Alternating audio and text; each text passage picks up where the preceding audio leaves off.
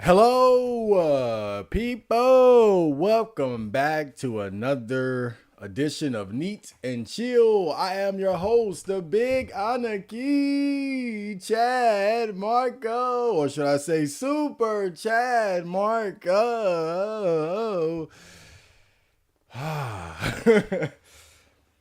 It's been a little bit too long since the last Neat and Chill. I've been wanting to do it for a while now, but I've kind of been in and out of sickness. It's kind of strange. Like right at the end of summer, I was going for one more big workout. I was like, yeah, I'm about to leave early in the morning. I'm gonna run all the way to the gym, work out hard, run back, and I don't know. Like when I got back home, I just came down with a fever or the flu or something, and I've been just in and out of sickness since then. My neck been killing me, so that's why I've been a little inconsistent recently. I don't know. Normally when I get sick, I'll be sick for a straight week and then I'll recover and be 100%. But this time it's been kind of like you know here and there, right? So but I feel well enough now, so I said, let me go ahead and let's get a neat and chill in before I get sick again. It's like the second fall hits. Oh my God, that's when things want to start going downhill. It's just like I talked about before, the seasonal depression. I'm not depressed, but it's like the second we shift in the fall, my body just now I'm susceptible to sickness and all this shit. When normally I'm a paragon of health and fitness. But how you guys doing? Make sure you guys check out my other social media as well. Make sure you guys follow me on X. Go support the Patreon because YouTube ain't paying me no more. I still think it was because of that Gaza video that I made. Because that's right. I got demonetized right after that shit. I'm still kind of salty about that because I had some videos do some decent numbers right after I get demonetized. It's so funny. But whatever the case may be, make sure you guys go over to the Patreon and support me over there. I'm gonna put a link because I know you guys are gonna go over there right now. Like literally right now. Let me see here. Oh wait, should I do it over here? I probably can't do it over here, right? Oh, let me see. And by the way, today's episode is called what is it called? The Diddy party. So you guys know everybody is talking about the whole P Diddy situation, the P Diddy sex trafficking RICO case, and all that. And so I want to go ahead myself and dive into that. So we're gonna be looking at some articles, maybe checking out the police report, and just trying to get the facts as far as like what's happened, what's confirmed, what's not confirmed. Will Diddy be going to prison? It's just all smoke and mirrors and whatnot. So it should be an interesting topic to get into. But we always start off with just hanging out, chilling out, catching up, seeing what's going on with you guys and myself. So what are we talking about here? Hellbreaker, welcome to the stream. I know you miss a lot of these streams. I don't think you live in America. So our timeline isn't always synchronized. We're not always in sync with one another. But it's good to see you here right in the beginning, too. Usually when you do show up, it's a little late. I never get used to that.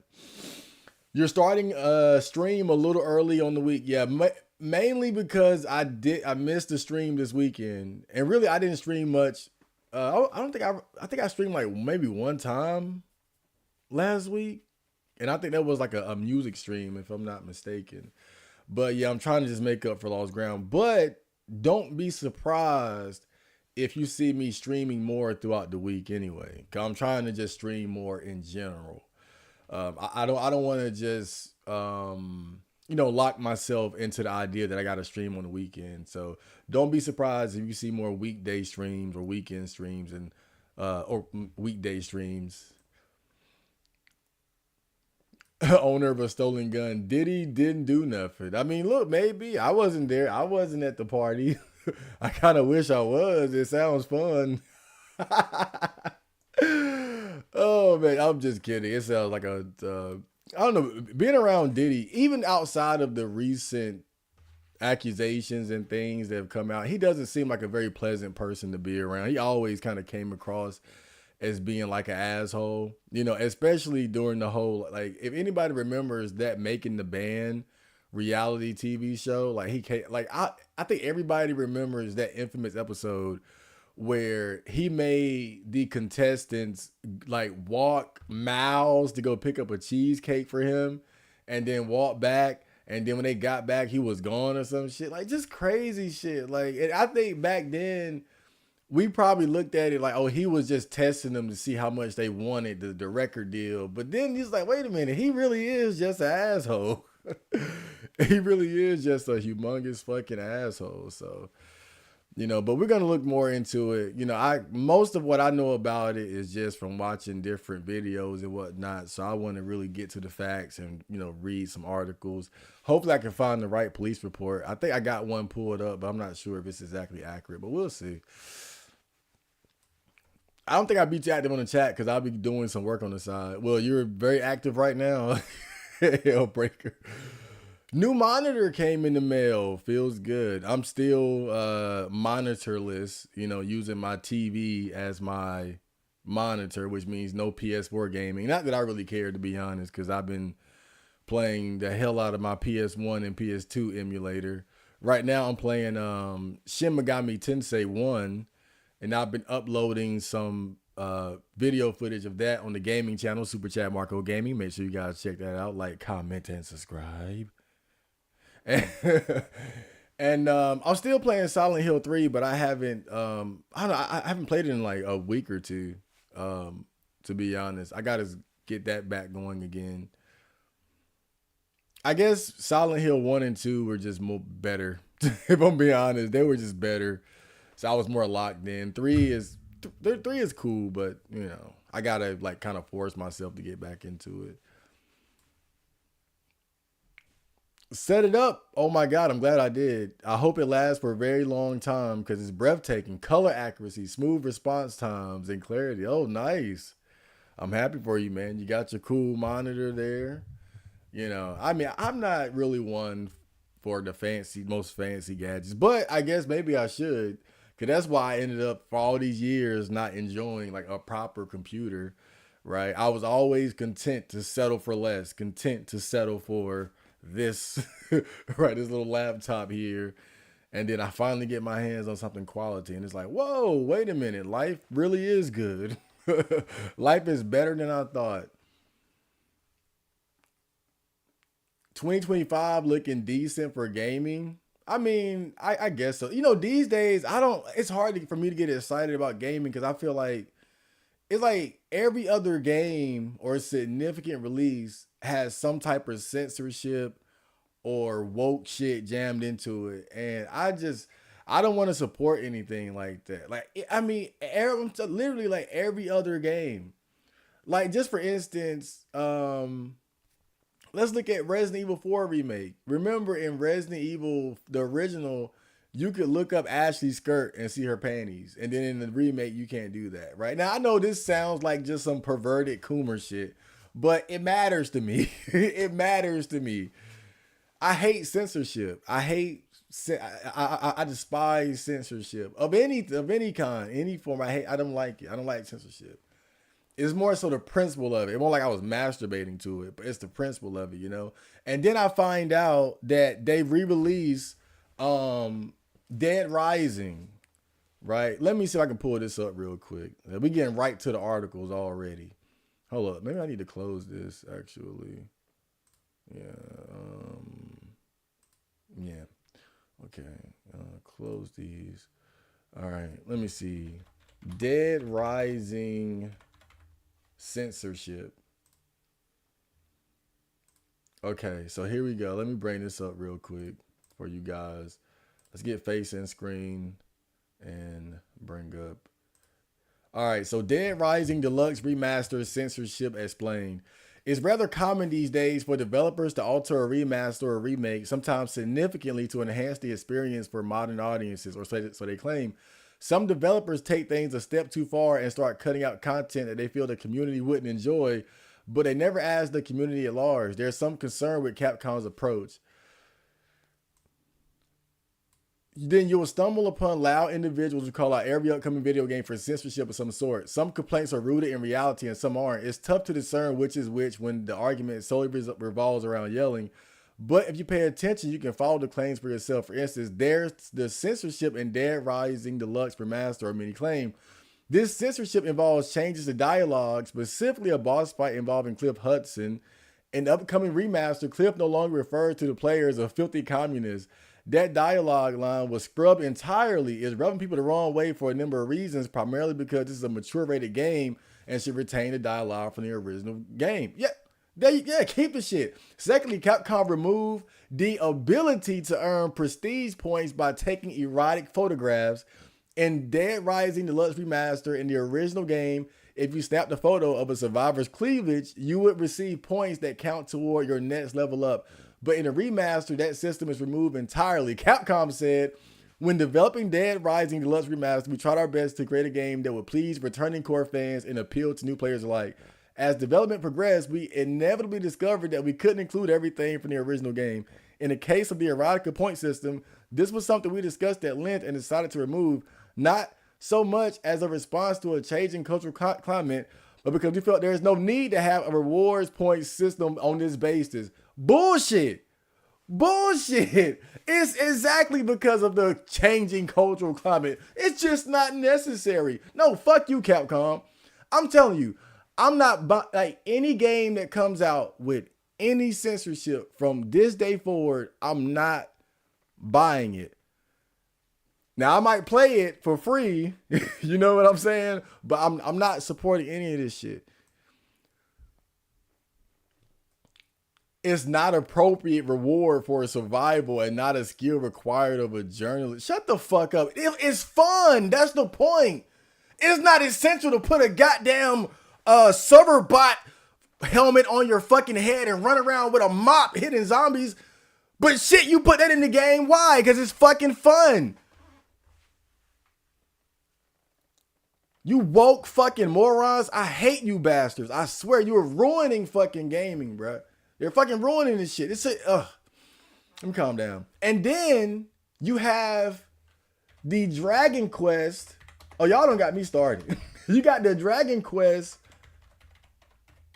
censorship. Let me see if I can find that shit. Hopefully no porn comes up. No, okay. Dragon Quest 8 censorship.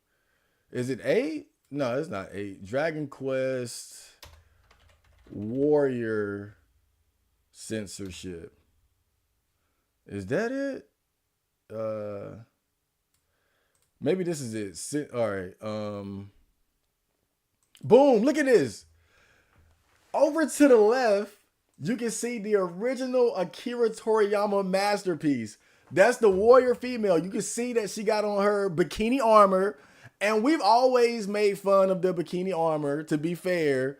But this is what the original design was. It's a sexy warrior babe. Yes.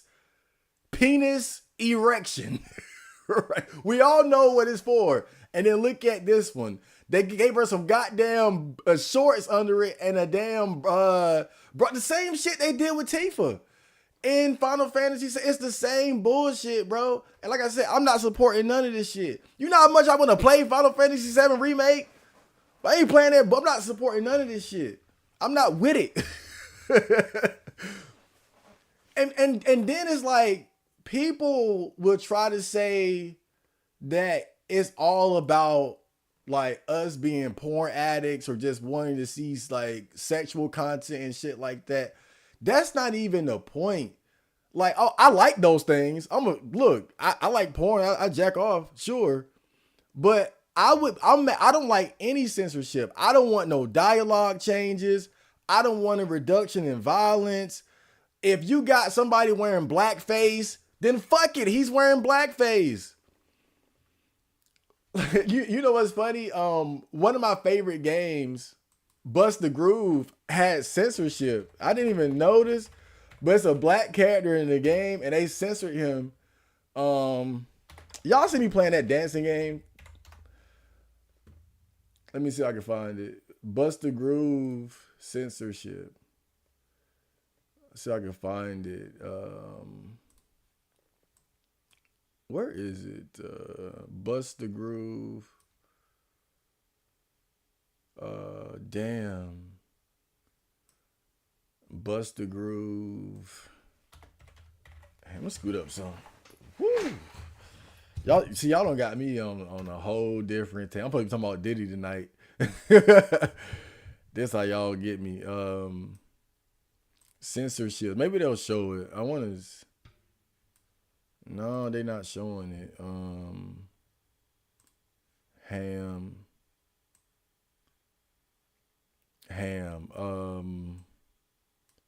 But yeah, this character right here was censored in the American version. You see how he got those big fat lips? They changed the color so that his lips, like you couldn't see his lips like being protruding like that. They changed his color so that it just looked like he had regular thin lips. But that was like some subtle censorship because his Japanese, yeah, you can see there he got he got a big ass lip. But in the American version, his lips are the same color his face. That way you don't see how they kind of gave him that black face look. Cause you notice they criticized Akira Toriyama for some of his black character designs for the same reason, like Mr. Popo. What it was the other guy too, Mr. Popo, and let me see, DBZ black character. That guy right here. Like, you know, after Akira Toriyama died, people started criticizing him for some of his designs of black characters and called them like, you know, unhealthy or offensive stereotypes. Same bullshit though. But the point is, the reason why I'm not excited about gaming is that it just seemed like every other game got some type of bullshit censorship in it. And if it's not the censorship, it's the woke shit. Where now you don't have male, female character choices. You have body type A, body type B, that type of bullshit.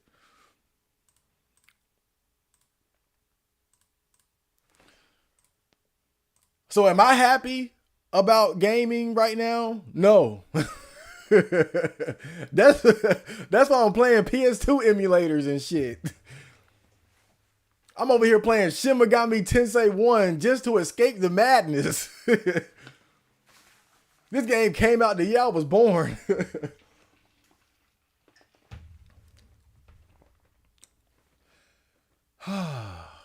Okay. What's in your 2025 bucket list? I'm not even thinking about 2025. We got to get through with 2024. We got what? Rest of September, October, November, December. You know, so I'm focused on just finishing out the year. I haven't really been thinking about 2025. You know, my main goal before the year end is to finish Robot Music 9003. We got good progress on that. That's my main goal. Just finish that before the end of the year. Be consistent with my content creation. Get some more followers, subs, and all that. You know, the normal stuff. And get some food stamps. If I don't get my next job, get some food stamps. My mom, she suggested that I try to get food stamps again because they started doing this thing because I used to get them years ago, but then they made it so if you're a man, you know how they always do men dirty. If you were a man, you couldn't, like, at least where I'm from, you couldn't get food stamps unless you were working, right? And so if I didn't have a job, I couldn't get food stamps. But my mom said now they're not doing it like that anymore. And she think it's because of, you know, the illegal immigrant thing where they're just giving everything away for free. So I'm like, well, yeah, hell yeah, dude, I better get some goddamn food stamps. Shit, if they letting everybody else get some, I better get some. Damn. NBA 2K26. I do not play NBA 2K. I don't think I've ever sat down and seriously played NBA 2K. And I watch basketball occasionally, mostly like during the playoffs and shit. But I don't know.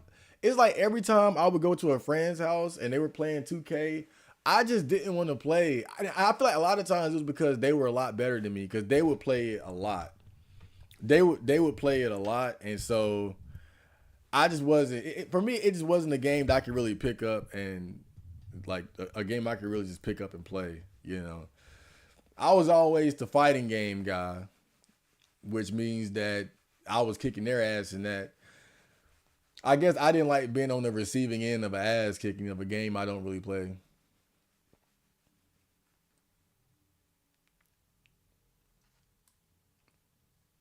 2025 looking good for a PC upgrade. Yeah.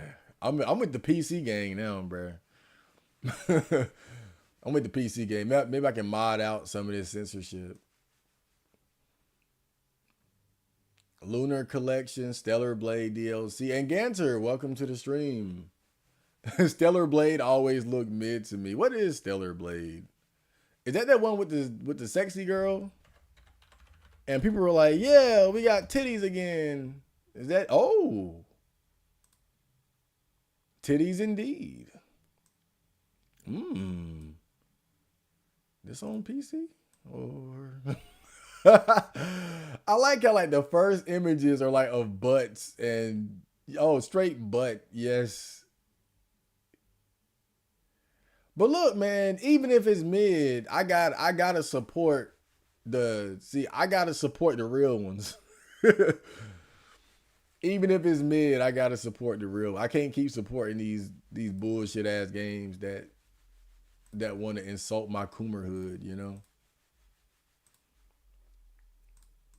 I gotta celebrate these games, even if they mid.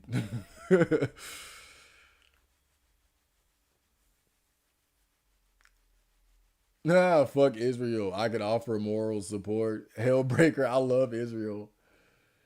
Yeah, that Gaza situation. Did you guys hear about how they detonated bombs in the pagers of these alleged terrorists in Lebanon? I think it was in Lebanon. Like they detonated like thousands of pagers at the same time. This shit is crazy. I feel like that was just a flex right there, bro. Like I feel like they really are just fucking with them, bro. They are really just fucking with them at this point. They just flexing on them. That whole rabbit hole of America's connection with Israel and how that ties into conflicts in the Middle East is so mind-blowing. If it's true, because that's the rabbit hole I've been going down recently. Like it's just like if you want to connect those dots, like it, like how we all know that America rides the penis of Israel. Like America is it's tail wags the dog. Like America is the butt boy of Israel. That's facts. That ain't. We already know Israel is our puppet master. This is the facts. But then, and again, now this part is conspiracy theory. But people always thought that 9/11 was an inside job, that it was planned. But again, if you connect them dots, it's like, wait a minute. We all know that Israel has direct conflict and beef with the Middle East that's going on for years. So you make 9/11 happen, you justify Americans going to war as a result of that. So now you, Israel, Big Daddy, have your little American soldiers, right, doing your dirty work for you. You got the Americans fighting the Middle East, is blowing up over Afghanistan, Iraq, this and that, just fucking everything up for years. Awesome shit that was it. And again, this is conspiracy, but it's just like, again, when you connect them dots, it's like, damn, bro, if that shit is true. But I'm just saying that the dots are there. Like you can see it. You look at how Israel is just fucking up Gaza and the Palestinians with no chill whatsoever. They just don't care. Men, women, children, innocent. So we killing all y'all. That's what it is. And then you do the research about how Israel was established and whether or not they even belong there. And then these different wars and conflicts between the two. And then it's like, look at 9/11 and how that sent the American. I'm just saying, my point is, I would feel so bad as an American soldier that got my ass blown up, realizing that I didn't even do it for America. I did it for fucking Israel. Oh, man.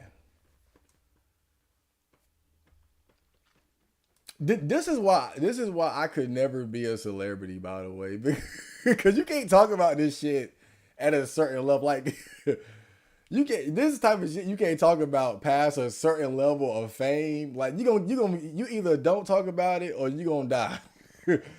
Your ass gonna end up missing. You gonna get Kobe Bryant it. You gonna end up dead in a plane crash or some shit. That's kind of the good thing about being a nobody, is that you can talk about these theories. I'm just talking theories and conspiracies. I'm tinfoil hat guy. Kimo Sabi, welcome to the stream.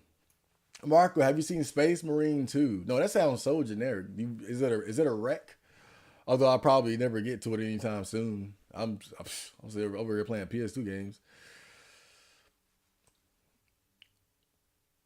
Hope Dead Rising remaster Coomer mods won't be taken down by Capcom like the Resident Evil Coomer mods. But they still got those mods up depending on where you look. Cause I got those Resident Evil 2 Claire butt ass naked mods. Damn. I didn't get too heavy into the whole sexy mod thing because I don't know, Resident Evil 2 mod community is kind of weird because if the version you have is too updated, then a lot of the mods don't work. And I think my version of Resident Evil 2 is the one that has ray tracing, which means that a lot of the older mods don't work. But yeah, I mean the mods that I saw a lot of them. Where was it? Yeah, on Nexus mods. Yeah, I found a lot of them damn butt ass naked mods and all, butt naked fuck mods and all that. I've seen a lot of this. I don't know where are they taking them down at, because I found them. Damn, this censorship is so forced. The only way to own your games now is to pirate them. I neither agree nor disagree, but I like Hellbreaker. Yeah, I mean, I'm serious, man. Like, I can't support this shit. And then you support it, it's gonna get worse. These female video game characters get uglier and uglier, man. I'm telling you, they getting uglier and uglier. Just wait, you're gonna have a King of Fighters where Mai gonna have a breast reduction or a complete outfit change. I'm telling you. Them big old sagging jiggly boop, they're not gonna be there no more, bro. I'm telling you, like, motherfuckers better stop supporting this shit, cause it's getting worse and worse. Chun-Li ain't gonna have that them big thick old thighs no more, man. I'm telling you. And they're gonna put out a statement. We think it's time. Oh my Lord. Hold on, let me bring this up. Hold on, let me make sure they ain't got this up. All right, let me bring this up real quick. I need y'all to see what we need to protect. We gotta protect this. Look at that. We gotta protect this, y'all. We can't let this go. Oh my God, bro. Oh. Excuse me. Whew. We can't, look at her. She's smug too. She just knows. She's just sitting there like, oh yeah, just letting them dangle. But I'm telling you, y'all think it's a joke. By the time it's King of Fighters 17, she gonna have a bra on. She gonna be looking like Tifa's gonna have a sports bra on and shit with a same shit gonna have like a black sports bra on and like black spats under that shit. And then fucking SNK, they're gonna put out a statement. We thought it was about time to steer the franchise in a different direction as far as the representation of women. I'm telling you,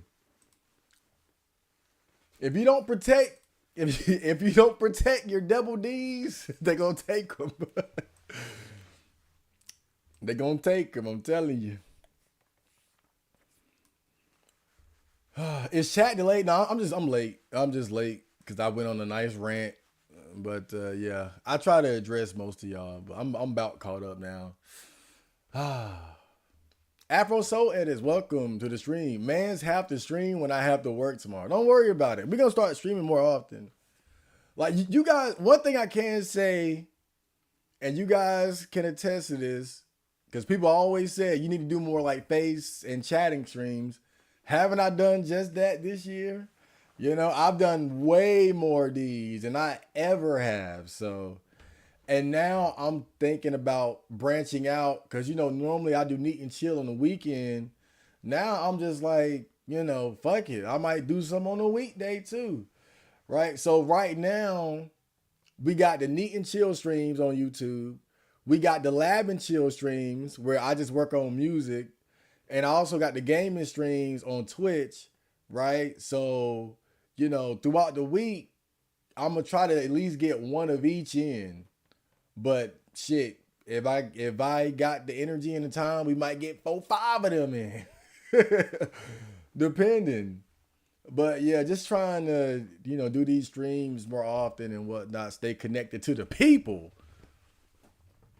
You know what I'm saying? But yeah, like I said, man, like you got to give me credit for that because a lot of people wanted me to do these more often, and you know now I've been doing more streams like these throughout the year, you know, and so now I'm just thinking like let's take it to that next. Let's do some more. Y'all like my new jacket back there, by the way? I got my new jacket. Just bought that today.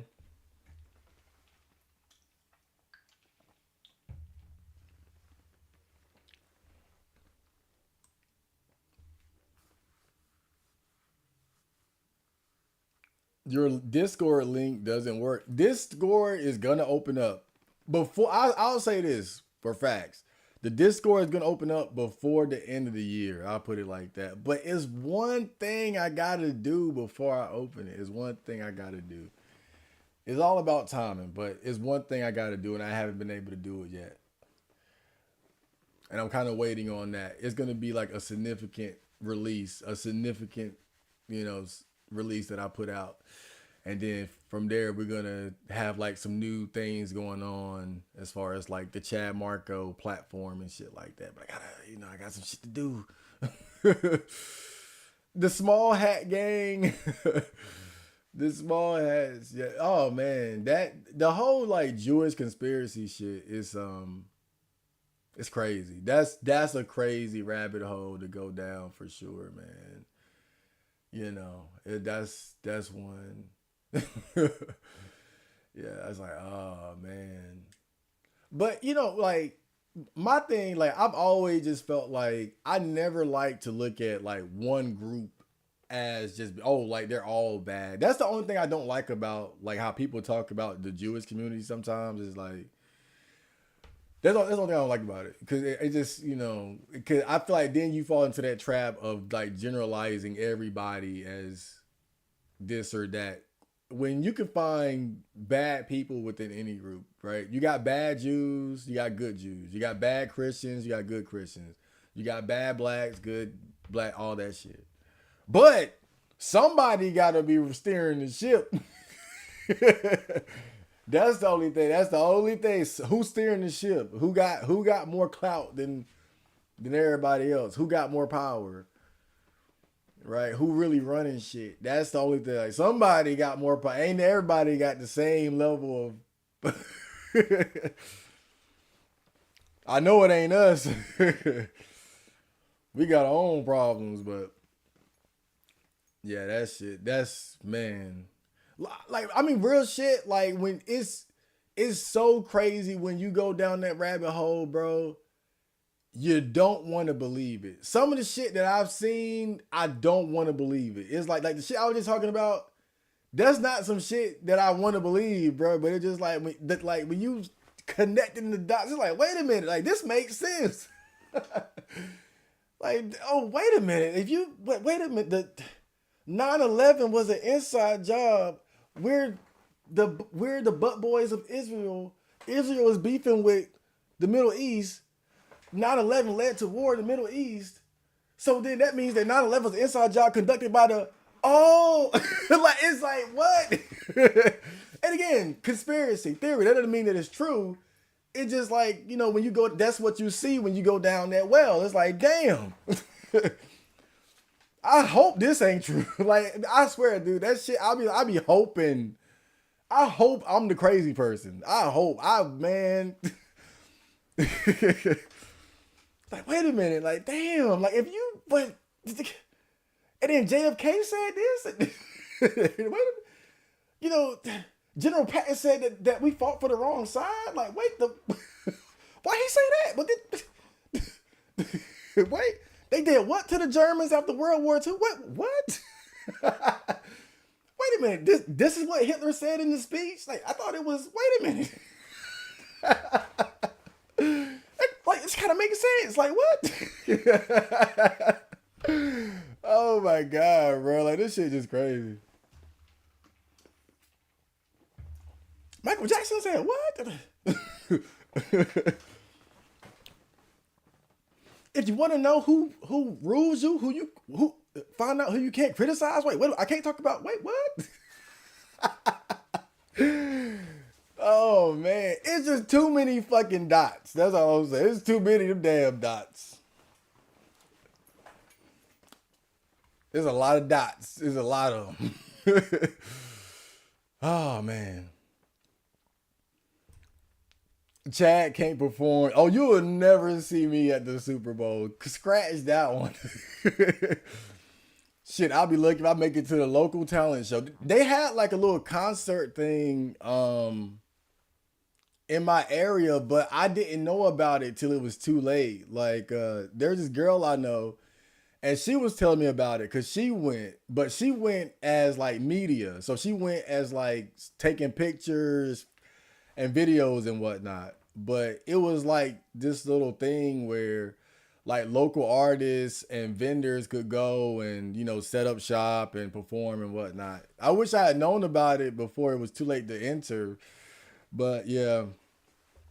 But I'm gonna keep my ear out for stuff like that. You know, I've been trying to branch out more and, you know, just network a bit more, you know, in my community. You know, I've been working with a local producer recently, and you know, one thing I realized is that, you know, I got to start rubbing elbows with other people more, you know, in my local community, and just trying to see what's going on out there. But yeah, y'all not gonna see me at the Super Bowl. Watch a Space Marine trailer now on stream, or a Warhammer 40K Space Marine 2. It's like Gears of War, but more extreme and just as manly. A nice throwback to when games were good. Okay, well, we got a cosign here. Let's see here. What are you talking about?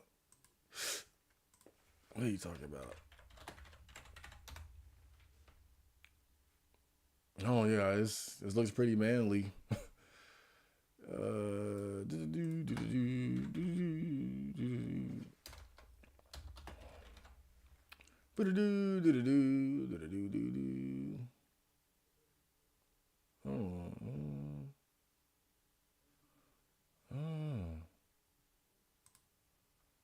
Yeah, it's, you know, the one thing I do remember about Gears of War, those big ass bulky armor suits. I'm just going to turn up the audio a little bit.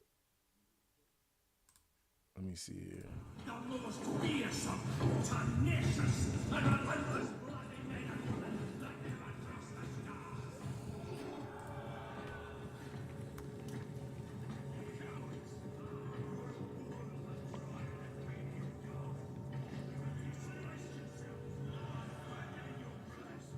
What the fuck is that? What the fuck is that? A little angel baby in a corner there.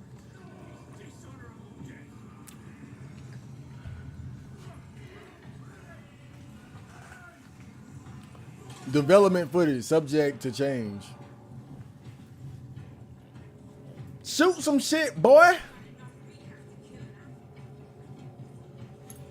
Hold up. I'd be mad if I was a regular ass soldier and this dude get to have fucking power armor.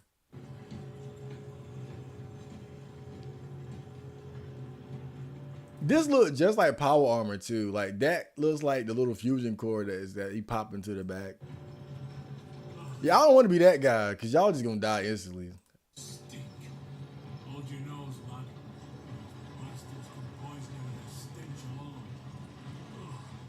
All right, let's fast forward a little bit. I want to see somebody get shot. Oh, okay. I think I see some. Woo! Oh, magic.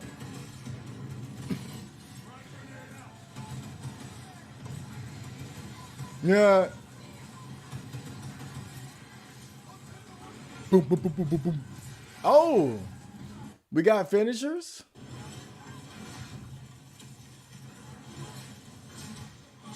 Mm-hmm.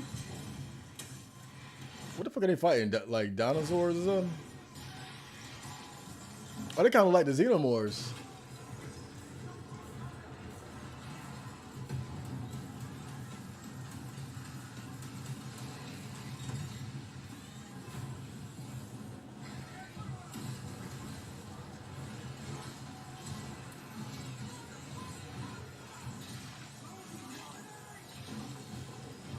Bro, if you don't got that armor, you fucked. Fuck all.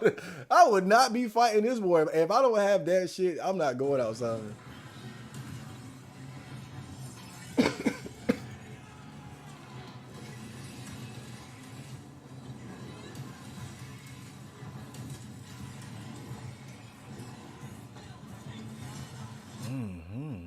All right. Let's go a little bit up. Can I get a different armor though? I don't like that color. Dude, I bet you can customize this shit like crazy too. There's no way they would not let you do that.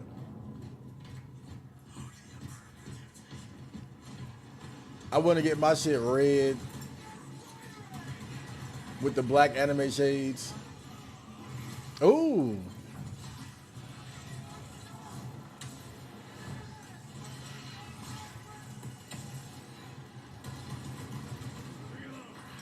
Reload.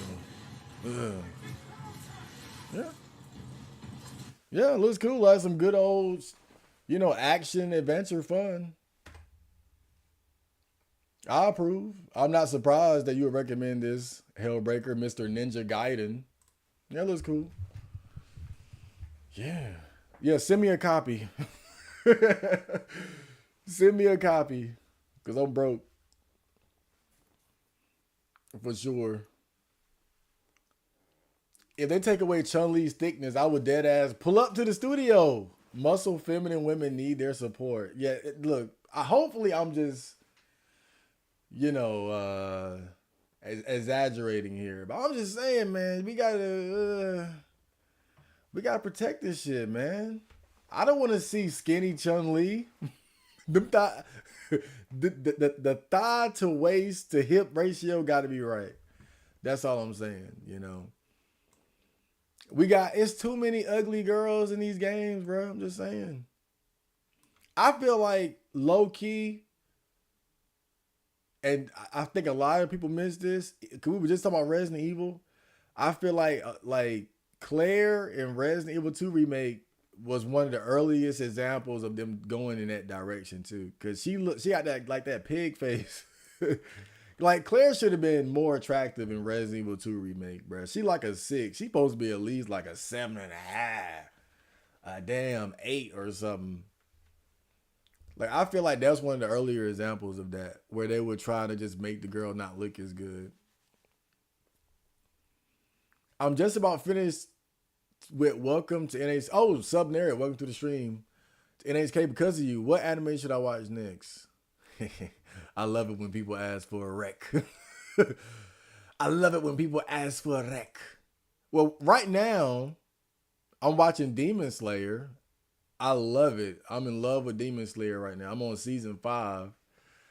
Um, so I would recommend that as far as something I'm watching right now. I should go ahead and finish season 5 too. But since you just finished what Welcome to NHK, Welcome to NHK is kind of one of a kind. Not a lot like it. If you're looking for something similar, it's not a lot like it. But if you're not looking for something like action, like you want something more like, young adult, slice of lifey, um, to kind of follow up with NHK, I would recommend the Tatami Galaxy. The Tatami Galaxy. That's one I would recommend. From what I remember, it's about this guy who goes off to college, and then he's trying to figure out the best way to make the most of his college experience, and it's really like an artsy kind of anime. It's not very long. It's like 13 episodes, but I feel like it kind of touches like similar themes in a way, even though he is in college. It kind of just touches like that particular theme of like young men struggling to kind of fit in and make the most of their youth and stuff like that. I wouldn't rate it as highly as NHK, just more like something, again, if you're not looking for something with action and shonen anime power ups and training arcs, tournament arc, the typical shit, then I'll recommend it to Tommy Galaxy. It's an easy watch. I think it's like 13 episodes or something like that. But again, what I'm watching right now is Demon Slayer. I've been really enjoying that. I had to throw in like a third. I don't know if you ever heard of Monster. Monster is pretty long from what I remember. It's like isn't Monster like 80 episodes or something? But I think from what I remember, Monster is about this like doctor who's hunting for this serial killer or something like that. But Monster is just about as good as what everybody says it is. Like that's more like if you're looking again something that's not like a typical shonen anime with power ups and psychic powers and that type of shit. A bunch of 14-year-olds beating the hell out of each other. Then Monster is something with a more like mature vibe to it. I guess more like seinen. But yeah, I guess my anime recommendations for today: Tatami Galaxy, Demon Slayer, Monster. There we go. Those are the anime recs of the day. Protect your chest, resist corporate BlackRock titty censorship. Absolutely. Yeah. I like it more if you watch the Space Marines. It looks cool. It looks like, again, just straightforward action video game stuff. I tend not to play stuff like that a lot. But I'm not against it. I kind of have my eye on God of War, actually, for PS2. That's what I have my eye on. Because, it's kind of funny, like, the games I play, I don't play a lot of those, like I said, straightforward, like, just balls to wall action type games. I really don't play a lot of those. And it's not because I don't like them. I'm just not drawn to them as much. I guess, like, I tend to lean more towards, like, games with, like, open worlds, like open world RPGs, JRPGs, fighting games, survival horror, especially like those that fight. Yeah, that's what I tend to be more drawn to. But I'm not against it. It's just not what I'm usually drawn to. But it looks cool. White people are evil. They were made by your cub. Your cub.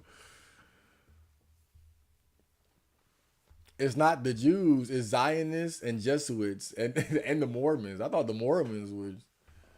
just wanted a bunch of wives and shit. Chad, I know you live in North Carolina. Which presidential candidate do you think will win your state? I'm not sure.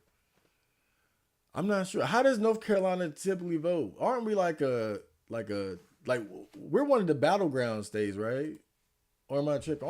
Isn't North Carolina a battleground state?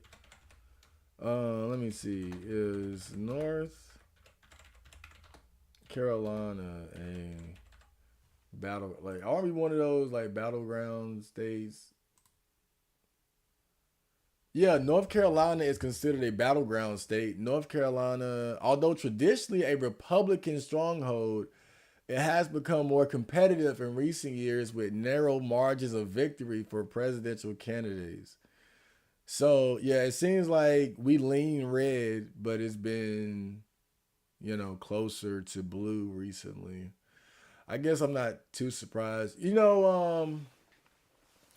like even on my street, there's somebody that has the Kamala, what's his name, Waltz. You know how people put the little signs up in their yard about who they support, who they're voting for. I see those scattered around, my neighborhood and shit. Kamala Waltz. I don't see any Trump support. The only Trump supporter I've seen is this old white dude that goes to Planet Fitness, and he always got his MAGA hat on. That's the only one. So what I see, but remember, I'm also in the black community, so of course, how black people are, just, we're the goddamn butt boys of the Democrats, no matter what. I mean, I just, right, like before, like during the Obama years, I could see it, but now, like, I just feel like it's no excuse. It's no excuse to be supporting Kamala and Walz right now with the way this presidency is going. There's no excuse. But as far as who I think is gonna win it, I'm not sure. I can't say because we are a battleground state. But I do see more Kamala support. But my perspective is limited on the black community because we got like those little white patches too. And when you in a white neighborhood because you see like American flags everywhere, right? Every other house has an American flag up. So I don't know how they voting, but we do got them white patches too, you know. But it depends. We'll see. We'll see.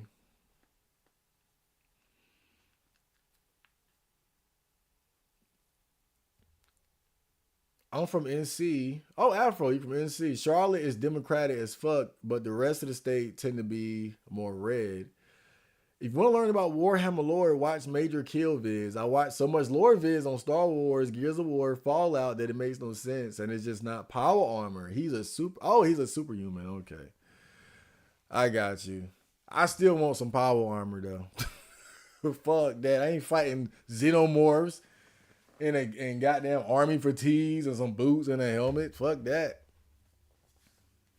At least let me get in a tank or something.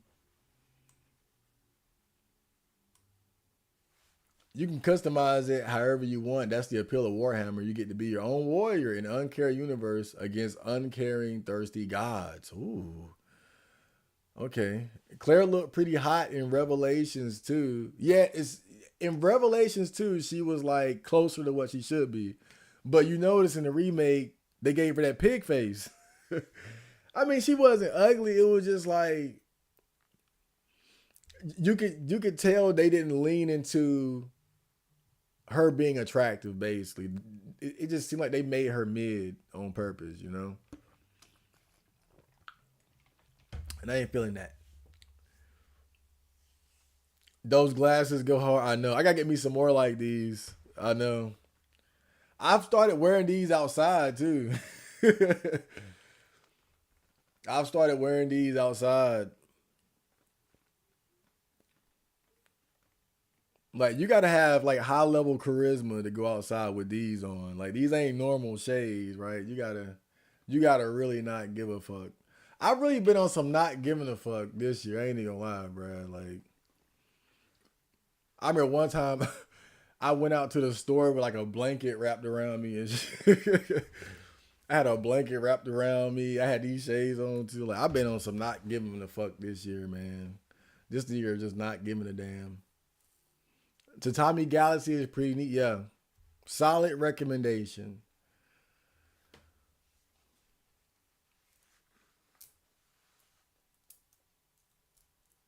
Imagine a world where we had the technology like the humans in the futuristic Jason movie, the literally Matrix. You can go in a robot waffle. Well, I mean, we gotta appreciate the tech we got now, though. I mean, when you just think about what life was like 100 years ago, like if people 100 years ago saw the shit that we got now, they'd be like, "Yo, what?" Like we ain't got the flying cars and shit, but I just feel like sometimes people don't appreciate what's really happening around us, right? Like even something like the AI generated art and shit like that, bro. Like AI generated art. Like, have y'all seen? Now they have the AI generated video that you can play around with. It's censored, but I think it's based in China. Now it's censored, but it's still pretty cool. I made a couple. I made a couple. Oh my god, yeah. I was trying to now. This gonna look weird. I'm gonna show it to you guys because I was trying to do something here. Hold up. Let me see here.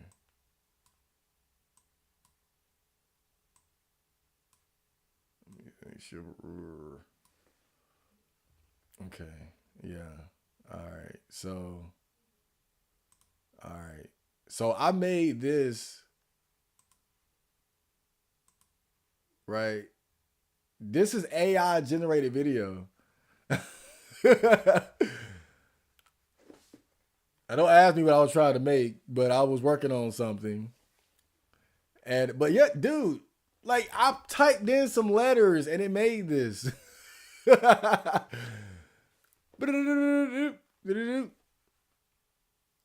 Right? And you guys know I've been fucking with the AI generated like art and all that, but now they got the video shit you can. So I'm just saying, bro, like we got some cool shit going on. We ain't got power armor and flying cars and teleporters, and we ain't on Mars, but we gotta appreciate what we got, man. Even like just look at the porn, cause I lived through the dark ages of porn. I lived through the dark ages. I nutted a lot in them dark ages. And now look at what's available to us. It's insane, bro. Like imagine you take somebody like a coomer, a masturbator, a porn enthusiast from fucking 1975 and they say, "Hey, come with me to the future, motherfucker. Let me show you some shit." And then I show him what's on this. I show him this. Boy, oh my God. Lord, damn. Woo!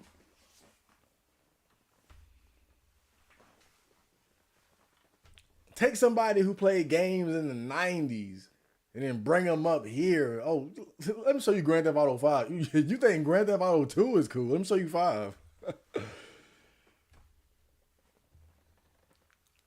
Gotta appreciate this shit. Gotta appreciate it, man.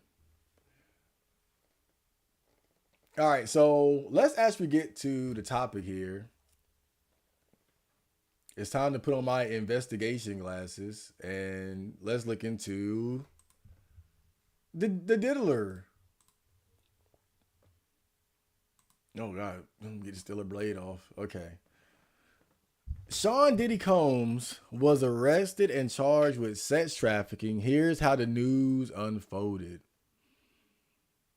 Okay, so Sean Diddy Combs faces federal sex trafficking and racketeering charges in an indictment unsealed Tuesday, claiming he hit and abused women for over a decade and presided over a sordid empire of sexual crimes. The judge denied Combs bail and ordered he be sent to jail while awaiting trial. What does this take me to? All right, whatever. Okay.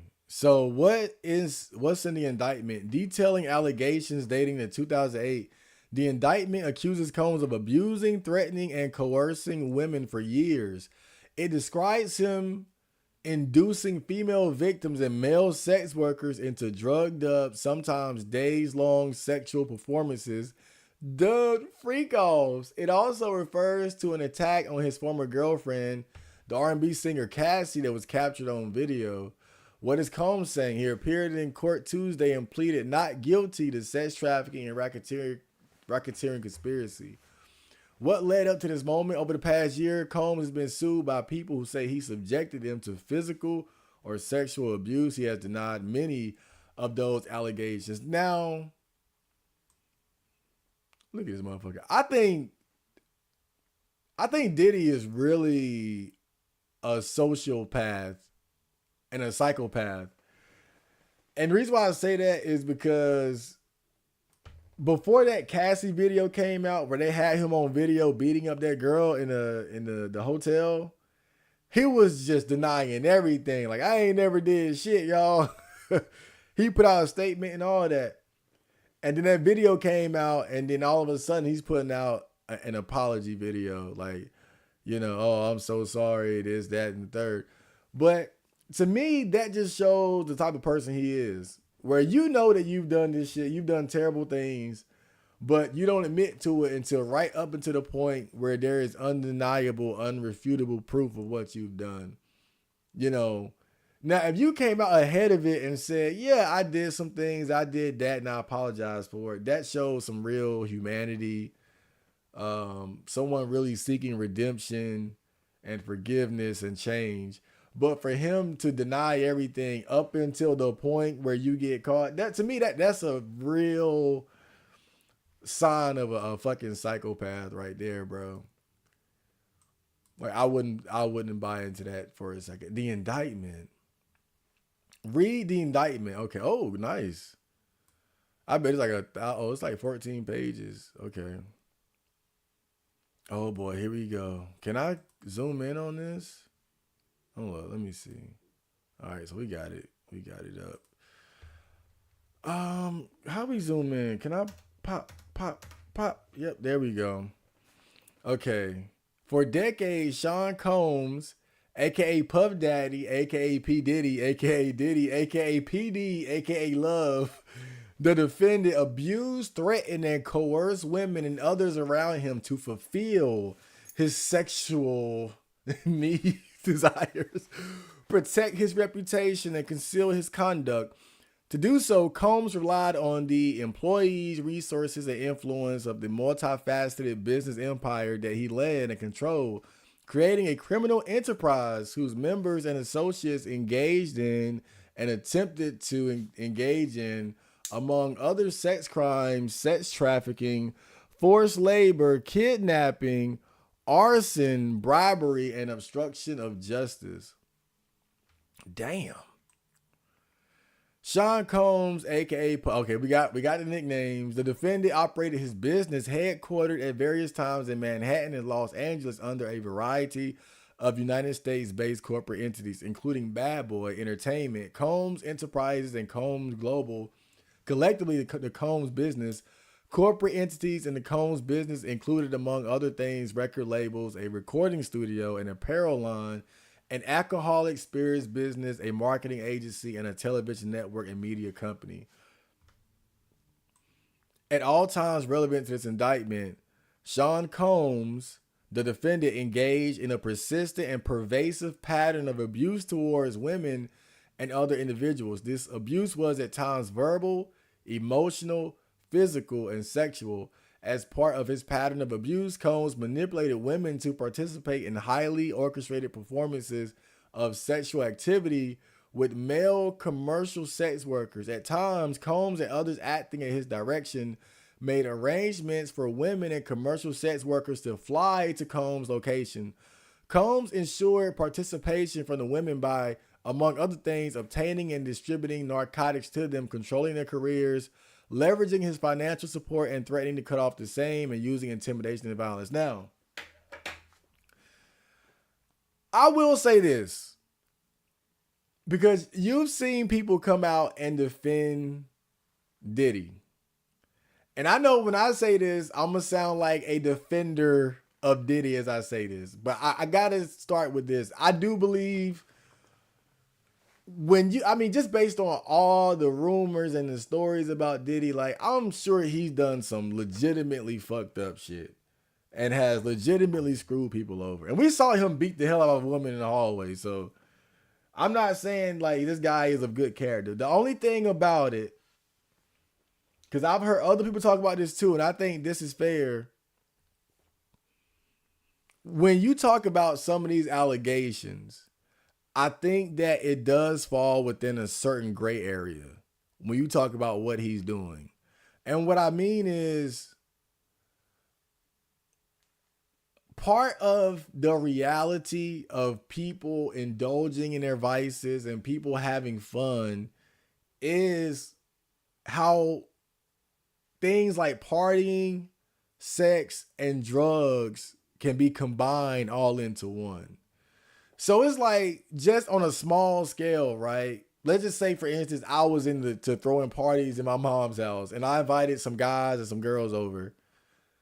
And then we got drugs and we freaking off and all that. Like, that's not really something that's out of the ordinary. Like, a little party, we got weed, maybe we got pills and alcohol.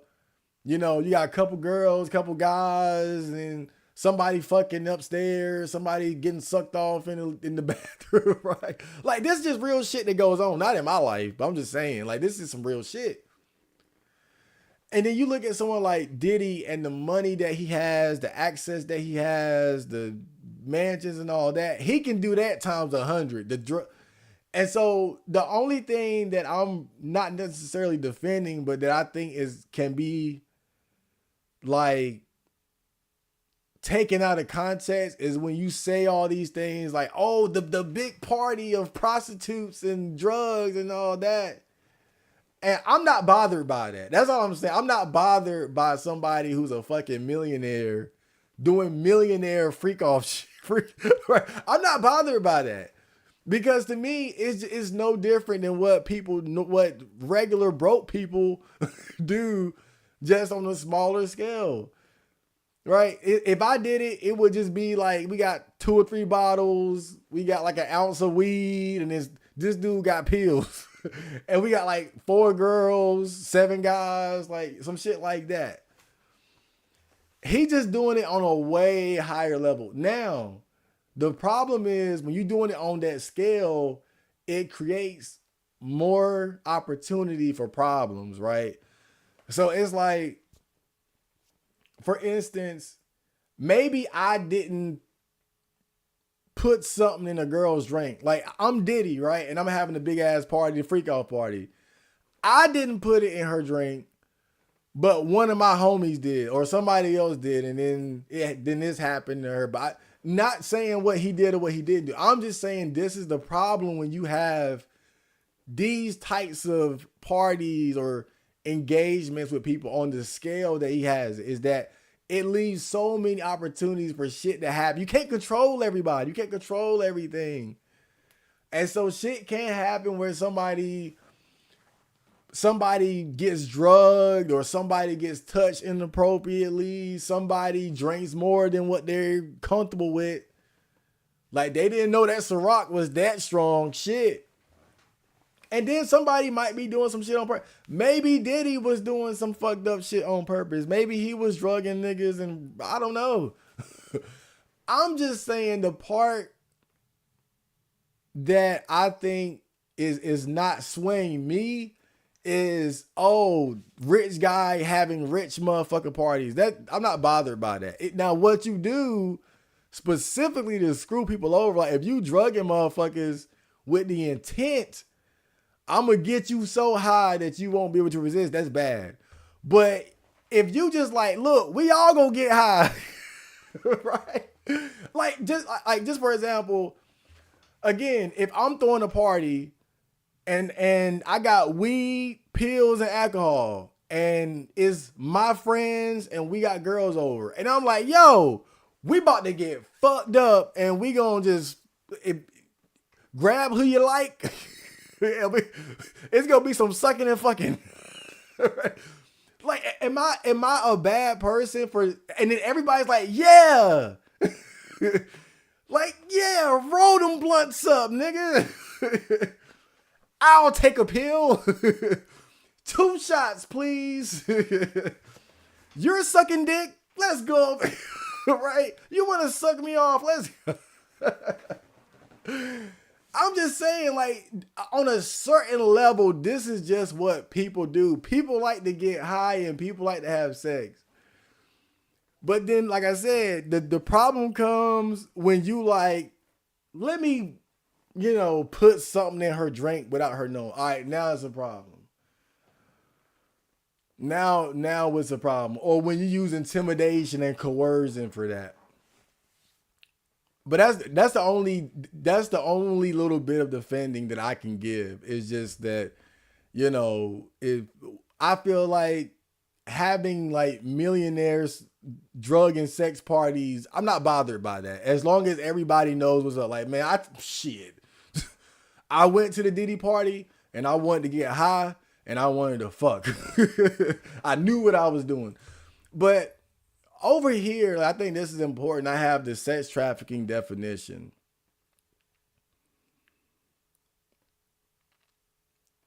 And so, let me see if I can get a good definition here. Human trafficking. Like, I found one before. So, human trafficking, also known as trafficking. Wait, no, I'm looking for specific sex trafficking. Yeah, sex trafficking. Sex trafficking is a type of human trafficking and is a form of modern day slavery. It is a serious public health problem that negatively affects the well-being of individuals, families, and communities. Sex trafficking is defined by the Sex Trafficking Victims Protection Act of 2000 as the recruitment, harboring, transportation, provision, obtaining, patronizing, or soliciting of a person for the purpose of a commercial sex act. It involves the use of force, fraud, or coercion to make an adult engage in commercial sex acts.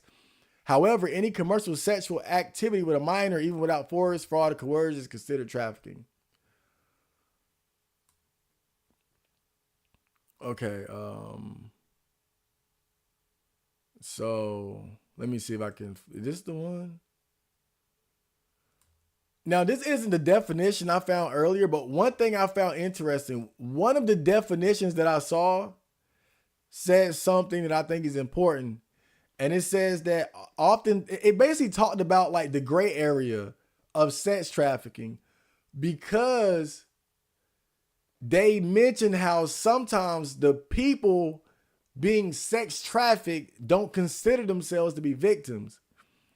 And so I think this is another important aspect of this case, is that part of this is based on Diddy like flying out prostitutes and shit. Now, we all know prostitution is illegal. So you get caught up doing something illegal, I can't help you there. It is what it is. But I think there's the legality of something, and then there's me giving a fuck. There's a difference. It's like how in certain places, marijuana is still illegal. But from my perspective, and I think the perspective of a lot of reasonable people, you're not going to look at somebody who smokes marijuana as a bad person, even if they're doing it illegally. My personal belief, I don't see prostitution or dealing with prostitution as a bad thing. Now, it has risk, but I'm not morally bothered by people prostituting themselves or purchasing prostitutes, dealing with prostitutes, whatever. It's not something I would do. I'm just saying I'm not morally bothered by it. And so what I'm saying is, they talk about how Diddy was flying out prostitutes and hookers. I don't give a fuck about that. That's all I'm saying. Unless it was like somebody who was literally forced, like a literal like slave. And then, again, this is one of those gray area things. Do we know that anybody who was flown out was like literally a slave, a sex slave or something? I don't know. We don't know. Maybe they'll get proven in court. I'm just saying I don't care about motherfuckers flying out prostitutes. And when you think about it, this is something that is kind of normal nowadays. Like you hear all the time about, oh, this guy flew me out, or this guy be flying out girls, or this rapper flew out girl. That's like that falls within the gray area of sex trafficking. If you think about it, it falls into that gray area because a lot of times when you hear these rappers talking about flying out women and all that shit, these women are basically escorts. They're basically prostitutes because they know what's up. I'm getting flown out to suck dick. I'm getting flown out to get fucked. And I'm probably going to go on a shopping spree as a result of it. Or I'm probably going to get paid up front. This happens all the time.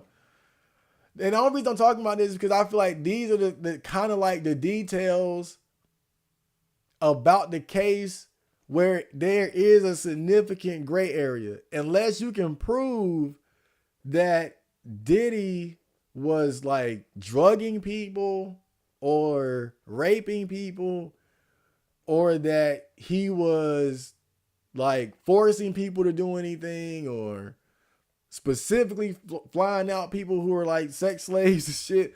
I'm just saying these are the things I don't give a fuck about. I don't care about a freaky ass nigga flying out prostitutes. Physical abuse by Sean Combs, the defendant, was recurrent and widely known. Now, see, this is proven. We've seen this on the videotape. So there's no telling how many other times he's done it. On numerous occasions from at least in or about 2009 and continuing for years, Combs assaulted women by, among other things, striking, punching, dragging, throwing objects at, and kicking them. These assaults were at times witnessed by others and included one instance at a Los Angeles hotel in or about March 2016, which was captured on video and later publicly reported, where Combs kicked, dragged, and threw a vase at a woman as she was attempting to leave. When a member of the hotel security staff intervened, Combs attempted to bribe the staff member to ensure silence. Damn. Right here, you have something that's legitimately fucked up that he did. On that, Diddy, I can't say nothing. They got you.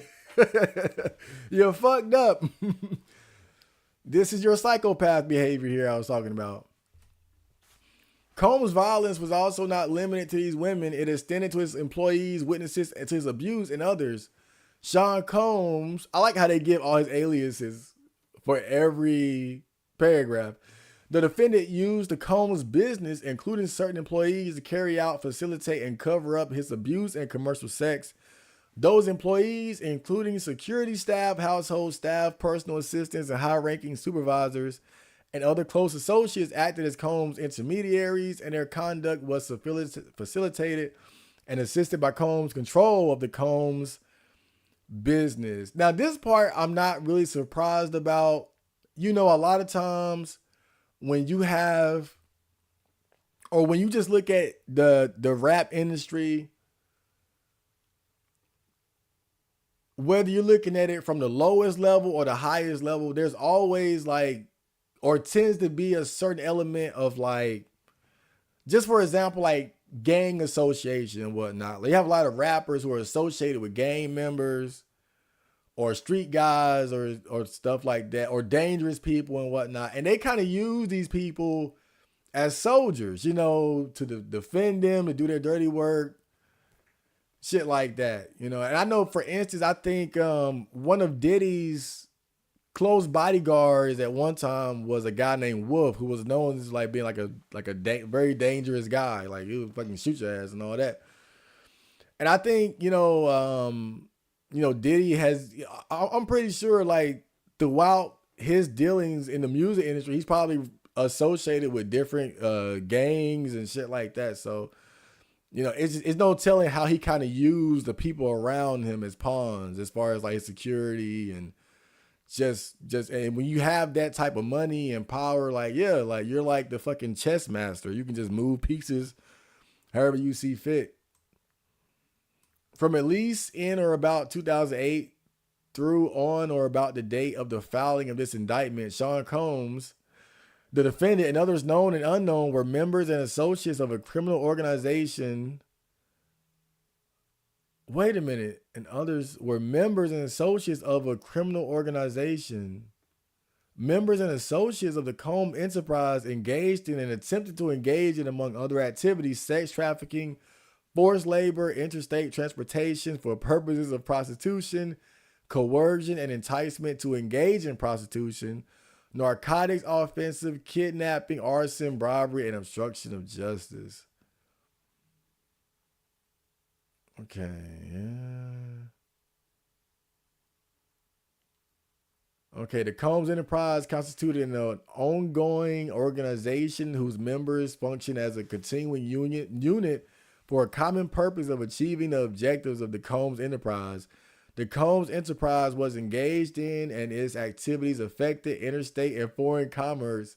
The Combs Enterprise operated in the Southern District of New York and elsewhere. At all times relevant to this indictment, Sean Combs, the defendant, was the leader of the Combs Enterprise. So they're basically setting this up as if Bad Boy or the Combs Enterprise was a criminal organization. And I guess I guess that's kind of true if you think about like all the different dirt that he's probably done as far as like bad business deals, the sex parties, the involvement of drugs and prostitution. And then you got the guys around you. And like I said, in rap is very common. I mean, it's hard. It's hard to find a rapper or the leader of a rap collective that's not connected with some type of gang or gang activity. It's rare, right? Like you might have a Tyler the Creator or something like that, but like someone like Tyler the Creator, you wouldn't expect him to have bloods, but maybe he do. Right? Who knows? Or like a J. Cole or some shit like that. But most rap, like you look at a lot of these rap bosses and CEOs, like they're surrounded by like some level of like criminal activity and shit like that. It's just normal. It's very normal. Hold on, give me 1 second here.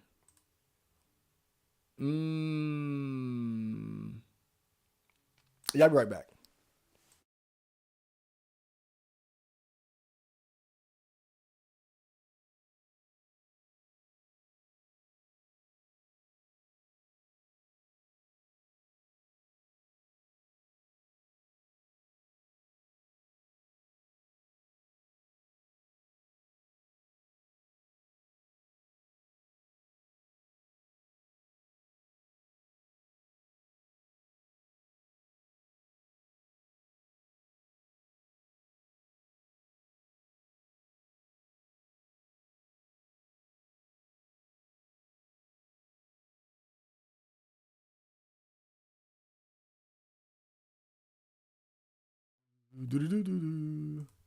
Oh, okay. I had to get comfy, man. Redo, welcome to the stream. We're just checking out this Diddy police report here, trying to get all the facts, VHS booty talk tapes, real sex, BET uncut, girls going wild and finding porn cities was like finding. I'm telling you, man. I told you, I survived that. I went through that. It's kind of funny too. 'Cause I feel like I probably masturbated more in the dark ages than I do now. To be funny. Bit Hit Dharmaka, welcome to the stream. Sometimes it's okay to engage in a little hedonism. Is basically what you're saying. Yeah, dude. Look.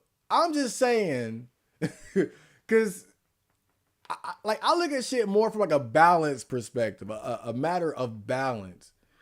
If you want to get freaky sometimes, get high sometimes, party sometimes, I don't think that's a bad thing. I just feel like when you got someone who's doing it at the highest level, like when you got millions of dollars, because it's like, for instance, right? And again, just using myself as an example again. Let's say I got $5,000 to blow on a party. That means I could get me a stripper to show up.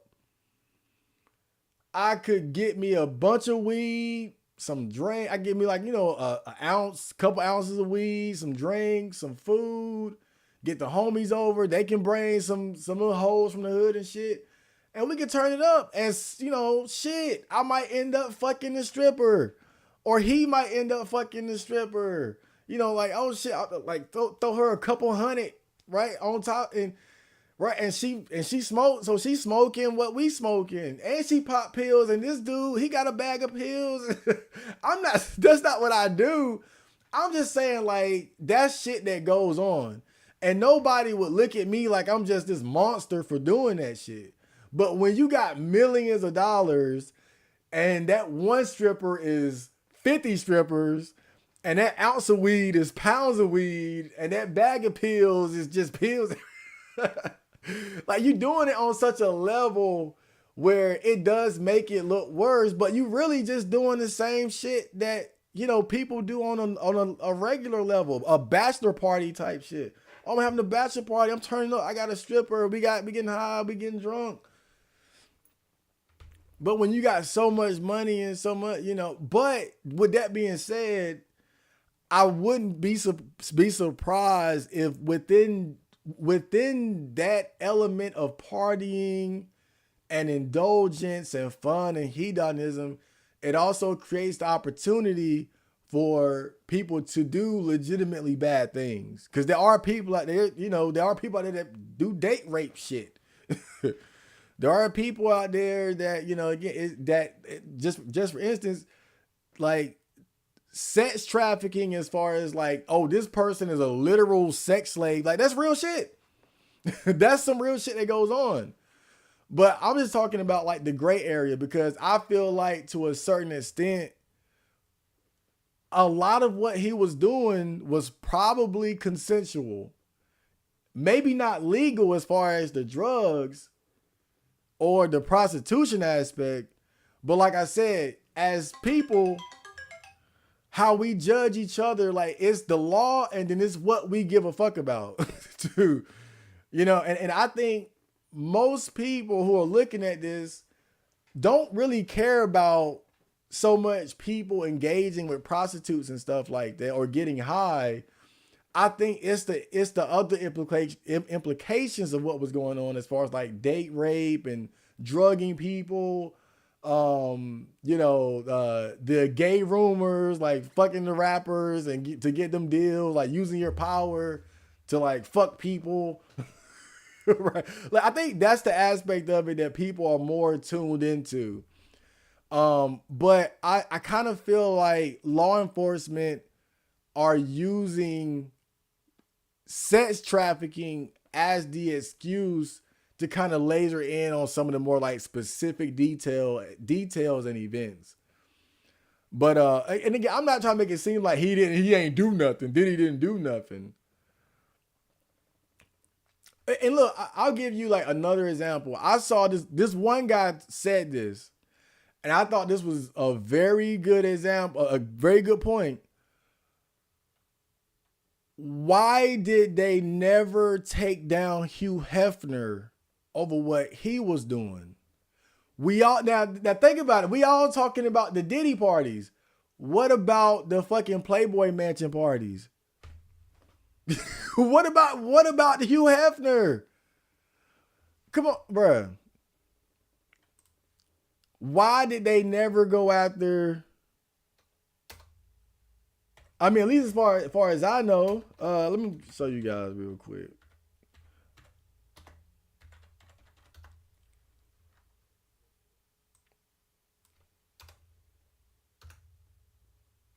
Oh Lord. Oh God. Oh Lord, my God. Oh, yeah. I gotta be careful. Damn health. Shit. Damn, let me be careful when I bring this up. Damn, bro. Oh, Diddy was bad. Oh, Diddy was bad. But yeah, like, it's well known and we all know what Playboy is. Playboy is the big magazine that show, scantily clad women, naked women, things like that, had articles and whatnot. Look at this. Look, Hugh Hefner was a fucking pimp. He was one of the biggest pimps in America. So, and the Playboy Mansion was always known for having parties. And they would have celebrities at those parties. Now, you go into the Playboy Mansion that's full of bad bitches, pretty girls. Somebody got some. Now, somebody got drugs. Somebody got Quaaludes. You see Bill Cosby in the corner, it's about to go down. You see Bill in the cut, it's about to go down. And so, and somebody else brought this point up though. Why did they never go after Hugh Hefner when there was like what were they doing at the fucking Playboy Mansion that they weren't doing at the Diddy parties? Now, of course, not like I know because I wasn't at either of them. But when you just look at the basic outline of it, you can see the similarities. You have a top dog boss millionaire who running this operation, Hugh Hefner, P. Diddy. You have girls. Now, the only difference I would say is that the girl, well, again, it's like, I know all them girls won't just live at the mansion the whole time. So some of them had to be getting drove there and flown there and shit. I know they all won't just sitting there the whole time. So you got girls there and there's going to be sex, there's going to be drugs, and you got celebrities. You telling me that there wasn't sex and drugs at the Playboy parties? Like, is that what we?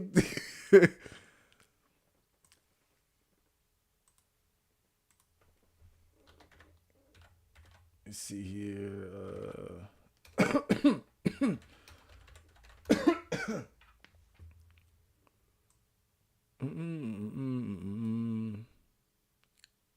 Trying to find like some good.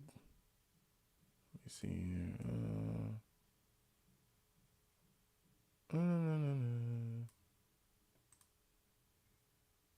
Oh, damn.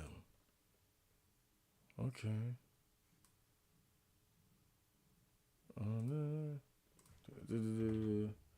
Yeah, I gotta be careful when I search for this shit. I had to take the screen off. I had to take the damn screen off.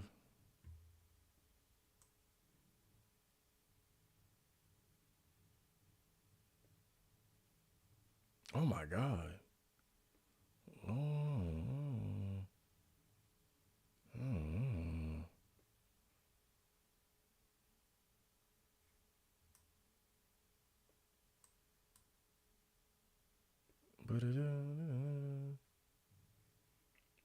Okay. Yeah, I shouldn't. I'm just going through some of these old pictures of the Playboy parties. Oh God. It kind of makes you wish you were there. Damn.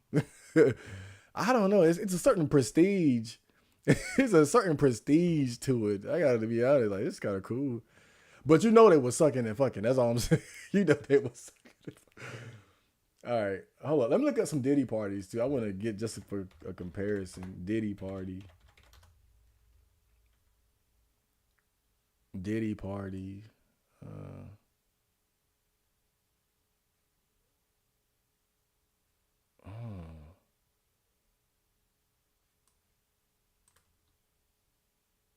The Diddy parties. I don't know. I guess they don't have too much like footage because I guess you had to actually be there and not be filming every goddamn thing. He probably had NDAs and shit. Yeah, I think any pictures you see of a party is probably going to be like a public party, right? I think the real freak off, yeah, you probably weren't going to be able to. You probably weren't going to be able to take any pictures or anything like that. I think any picture that you see is probably going to be very PG, and all the good shit was probably left for like the actual, the fucking and sucking part. The fucking and sucking. Let's get back to it.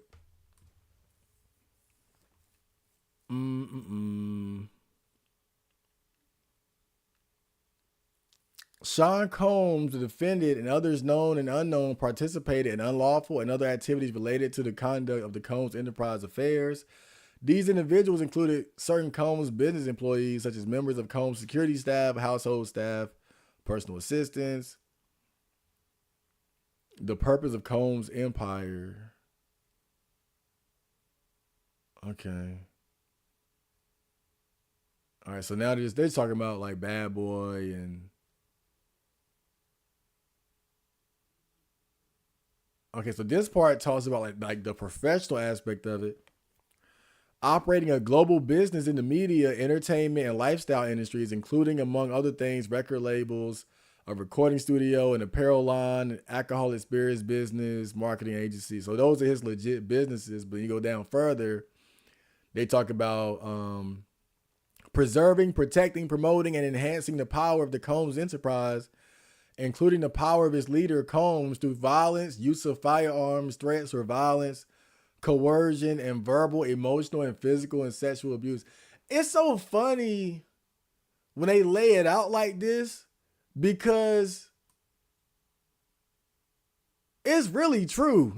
When you think, it's funny because, again, I think we in hip hop and rap, as fans of rap, we get so used to that image that we don't really realize that, yeah, like it kind of is. Even though I think some of this is, you know, a stretch, some gray area shit, it really is true in a lot of cases. Because it's like just for instance, right? You look at the Young Thug case. You know, he's on trial right now for he's going through a RICO case, and there are a lot of different crimes and whatnot they're trying to pin on him and his alleged gang and whatnot. But it was funny because, you know, I was watching one of the trial videos and I'm looking at the comments and I see these people talking about free Young Thug and they need to just let Thug go and all that. And I'm like, wait a minute. Like, are we just going to pretend like this guy has not been claiming blood the whole time? Like, it's no secret that Young Thug for the longest time was like blatantly claiming and flaunting his gang affiliation, particularly with the Bloods, Slime, Slat, all these different like obvious known gang terminology. And as black people in the black community, we know this shit because we know motherfuckers who talk like that. We know Bloods and Crips, went to school with them, got them in our family, all that shit. So we know the lingo. We know what it is. It's like we know that these guys are affiliated with gangs and shit. But then when they get arrested, then it's like, for free him. It's like, wait, but he's a monster. I mean, it's crazy to me just because I feel like sometimes we like an artist so much because of their music, because of their image and their charisma that we forget that, wait a minute, yeah, he is gang affiliated. Some of the shit that he rapping about ain't just raps. Like, some of these guys have really killed people or really sold drugs, or at the very least, they're affiliated with people who have done these things. You know, it's like you look at Lil Bootsy, for instance. You know, it's well known that he was connected with a killer named Marlo Mike. And that was allegedly his shooter, his hitter, the guy that would do hits for him. And it's like, we love Bootsy in the rap community in hip hop, but it's like, damn, like this dude literally had a fucking serial killer. This dude had a serial killer in his fucking party, bro. But it's like, we overlook this shit. And again, as I read this, it's like, I can't really defend Diddy because it's like we all have heard the stories of different things that have gone on surrounding Bad Boy and affiliation with gangs and street motherfuckers. And but it's so normal that we don't look at it like that. But there really is like a strong case for like this being a criminal organization. It's just that there's so much legitimacy to it as well. You know, there's like you could make the argument that 90% of Bad Boy, 90% of the Combs empire is legitimate. as far as like making money through music, record sales, apparel, and all that. But also, when you're spending or investing millions of dollars into drugs and prostitution, and you got guys under you engaging in criminal acts, whether it's sexual criminal acts, drug-related criminal acts, acts of violence, yeah, like you now are running a fucking criminal enterprise. It's just that you have a greater degree of legitimacy than someone else. Like that's like 90% drugs, 10% legitimate. So or some shit like that.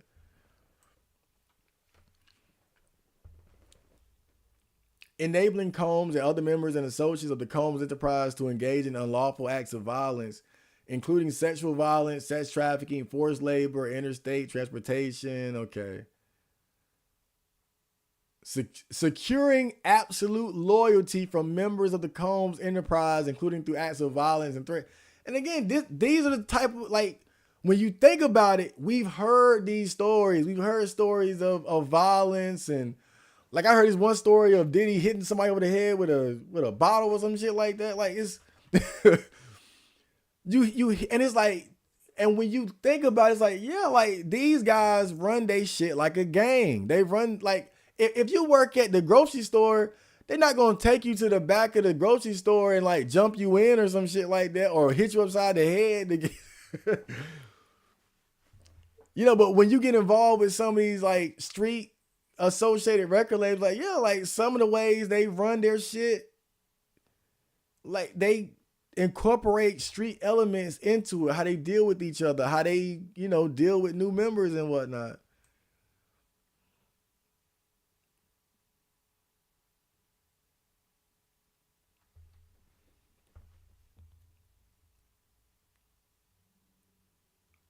Combs and other members and associates of the Combs enterprise wielded the power and prestige of Combs' role. Oh, hold up. Oh, okay. I thought I didn't turn the mic back. I had that fear moment. Like, did I really fuck up? Okay. Role at the Combs business to intimidate, threaten, and lure female victims into Combs' orbit, often under the pretense of a romantic relationship. And see, now, to me, this is one of those gray area things, right? Where now I'm like, yeah. And what I mean is, part of the problem with being a boss, with being a celebrity, with being in a position of power, is that does attract more women to you. It opens up more opportunities to be with women and for women to want to, like they say, come into your orbit. Now, I've always felt like it's wrong for people to be like, oh, you can't use that power that you have as a boss to get women or whatever. Now, I get it from a certain perspective of like, for instance, like the whole Weinstein shit of like, okay, I know I got this power to where I can get you a record deal, or I can get you this or that. I can get you in this movie, but you got to suck some dick to get it. Right? Or I got to fuck. I'm not co-signing that. I'm not talking about that shit. I think once you take that route, I think that's morally reprehensible. But on the flip side too, I don't completely absolve the other party of responsibility in those situations either. Because I feel like to a certain extent, in these situations, people know what it is. And the same way it's morally reprehensible to explicitly say, hey, I can give you this raise or I give you this opportunity, but you got to lick my asshole. I think it's also morally reprehensible to say, I'm going to sell myself out like that. I feel like once you say, yeah, I'm going to lick some butthole to get this role, I don't have sympathy for you. I feel like it's a nasty practice of the person in power. But honestly, I don't give a fuck about you if you succumb to that. If you walked into that, and you knew what it was. Like, yeah, I'm gonna lick some balls and I'm gonna get my cheeks clapped so I can get this record. If you, cause you said yeah, and so if that's the scenario, I don't have any sympathy for you, and I'm just like, well, whatever to the guy. But also, and I think this is kind of the where the gray area comes into play. It's it can also be a situation where it's like, okay, you can be a Diddy or you can be a very successful person in that position, and then women just kind of, they want to get close to you. They want to like, yeah, and it's like, I fuck with you, I like you. Let me suck some, let me suck some. And it might not be like explicitly an arrangement of sex for opportunity, but it's just I'm a boss and I'm in this position, so girls come to me and they do shit to me. And then I might just give you that's why I say it's kind of a gray area. 'Cause I don't think it's always like, like a forceful thing. I just think sometimes you in that position, you attract women and then they get the sucking on you and then they just around you and it's like, okay, I need an actress for this video or this movie. This, hey, you pick a head up off your off your dick. You want to pick up.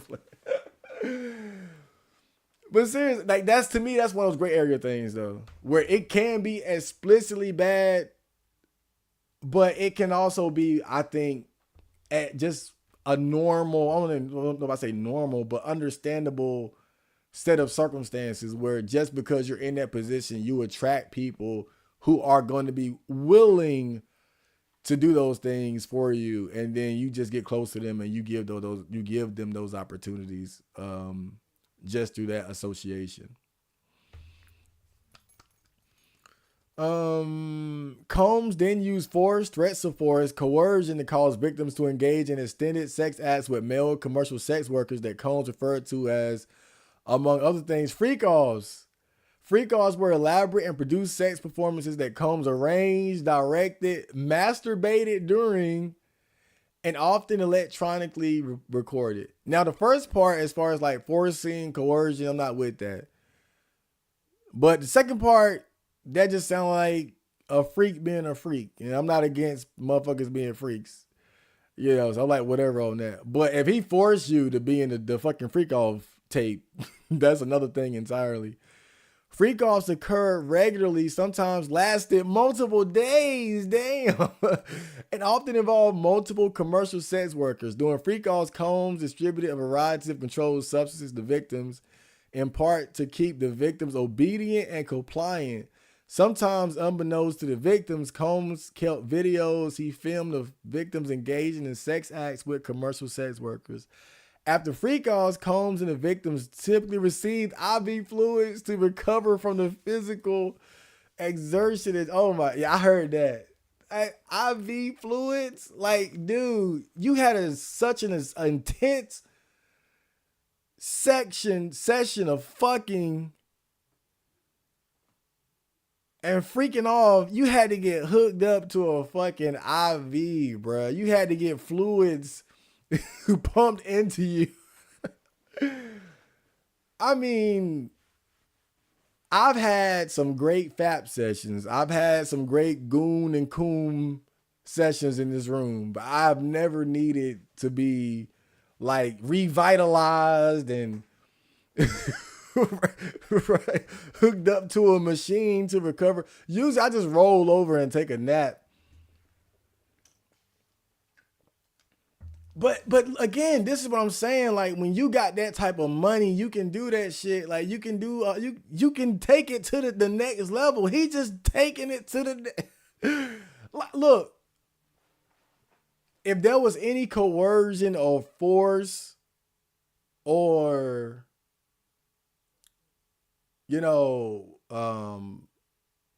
harm done to people, I'm against that entirely. But let's take that and put it to the side for 1 minute and just appreciate Diddy's dedication to taking being a freak to the highest level. I've never heard of no shit like this. I've seen video. You ever seen like those extreme game bangs where it's like one woman gets nutted in by like 100 dudes or bukakes, gokuns, and all, right? I've seen shit like that.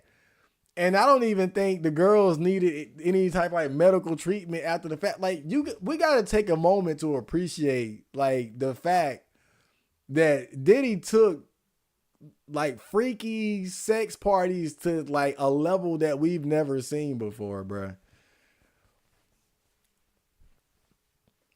Like, you know how people break records and get in the Guinness Book? Or like that's what Diddy is of the fucking freak off game, bruh.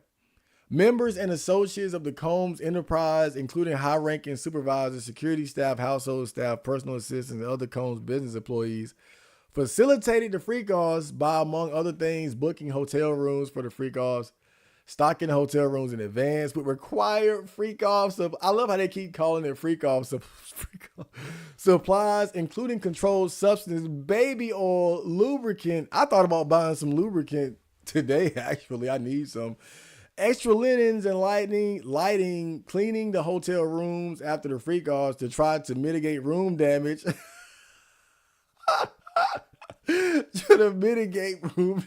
Like, again, just the fucking visual of just what these motherfuckers was doing, bro. Like, we need a special team just to clean up after the fact, bro. We about to break some beds in half. Arranging for travel for victims, quote unquote victims. I gotta, again, who's the victim here? Were these paid prostitutes who's sucking fuck for money knowingly? Or are they slaves? Let's make that clear. Okay. Scheduling delivery of IV fluids. Oh, man. In or about March 2024, and we've all heard of this, during searches of Combs' residences in Miami, Florida, and Los Angeles, California, law enforcement seized various freak-off supplies, including narcotics and more than 1,000 bottles of baby oil and lubricant. Now, I know a lot of people have been making fun of this, the baby oil and lubricant, all right, I get like it make it seem so disgusting, but this is a millionaire.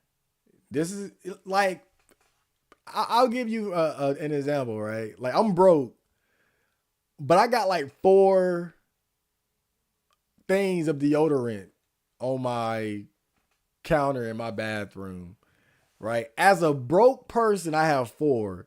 If I was a millionaire, I probably had like 50 put up somewhere, so I wouldn't have to keep buying them.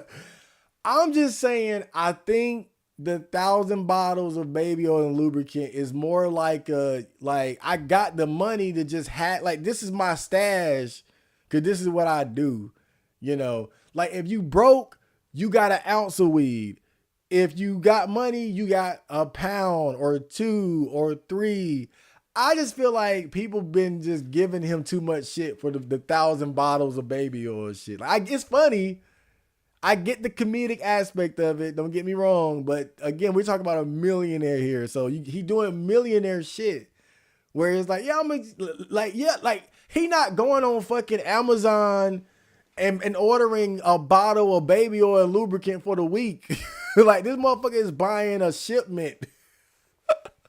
He's a millionaire. He's buying a fucking shipment of baby oil and lubricant.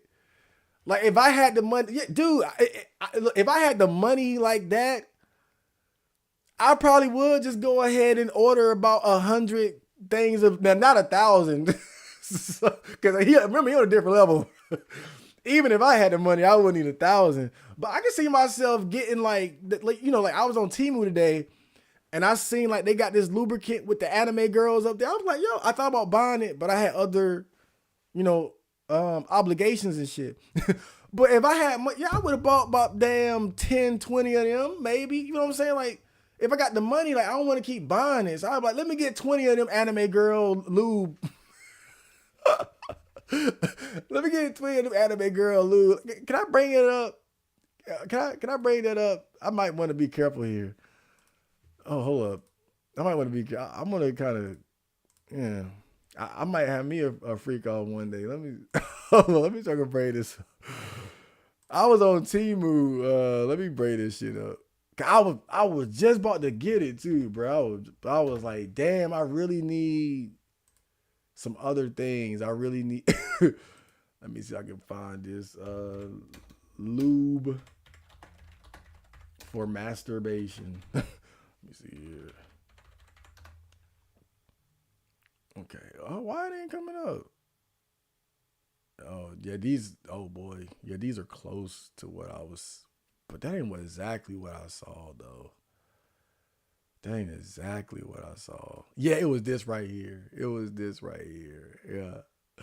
Oh, yeah, it was this right here. Let me see if I can bring this up real quick. Okay, face and screen. Yeah, I was right.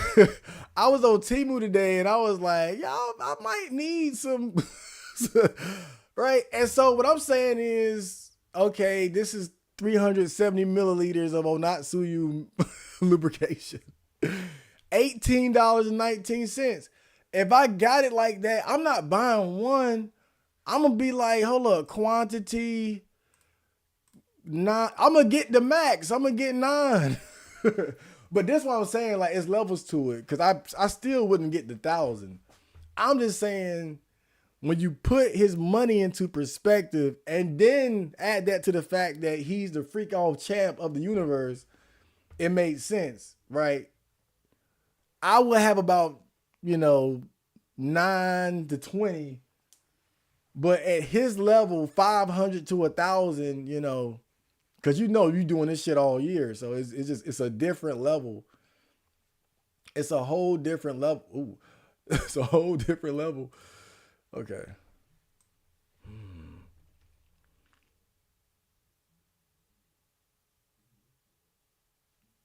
Combs subjected victims to physical, emotional, and verbal abuse to cause the victims to engage in freak-offs.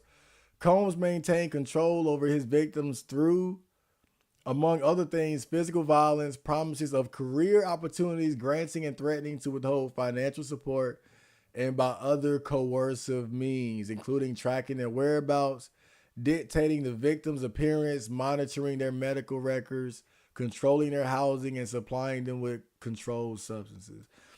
Now, again, and I know it's gonna keep sounding like I'm defending Diddy, but I'm just saying these are gray area things right here. When you're a boss in that position, you gotta have a program. You can't just have people running around like chickens with their head cut off. Like, you gotta have a certain level of discipline with how you deal with the people under you. And so, like, what I'm saying is, for instance, dictating the victim's appearance. Haven't you heard of boyfriends or husbands that don't like their wife or girlfriend going out dressed a certain way? See, on the smaller level, it's like, okay, now that might seem controlling, but you're not going to go to jail for that. You're not getting locked up for that. And to be fair, he's not being locked up for this specifically, but the fact they're throwing it in there, it just adds more dirt against his name and his image the way they laying it out like this. And I'm just saying, I can understand when you a boss and you dealing with broke motherfuckers around you, like, yeah, like you kind of doing that. You dictating certain things, like, yeah, I'm gonna financially support you, but you got to be going along with my program. I'm not gonna be giving you money and you not doing shit the way I want you. Like, I heard this story that 50 Cent was, now I don't know if this is true or not, but this is what I heard, that he stopped supporting one of his baby mamas because she's brought a man into the house. And he was like, I'm not paying your bills and you got a man in the house. But that's just bullshit. Like, okay, you broke up under me, but I'm taking care of you, but I got rules. You're not gonna have a grown man in your house and I'm paying the bills there. And so I can see how Diddy could be running his operation and dictating certain rules and shit. Like, you can't do this, you can do that, because I'm the breadwinner, I'm the boss. But this can also be used to sort of like micromanage people to the point where it is abusive and shit like that. So I'm not saying this is like something that can't be what they're laying it out to be. I'm saying I can see how this can be a necessity for somebody in his position. During and separate from freak offs, Combs, among other things, hit, kicked through, at, and dragged victims at times by their hair. The assault often resulted in injuries that took days or weeks to heal. Combs also threatened victims' careers and livelihoods, including if they resisted participating in freak offs. Damn. Ugh. I gotta go. Man. This makes me think about that. This makes me think about that Future clip where Future was talking about like he didn't want to be around Diddy. Let me see if I can find that shit. That shit takes on a whole new meaning now. Oh, wait a minute. Oh, did I fuck up? Oh, hold up. Let's see here. I think yeah. I didn't mean to do that. Let's see here. 6. And okay. All right. I'm going to the Playboy Mansion. Shut up. Oh no, hold up. Let me go to my other browser.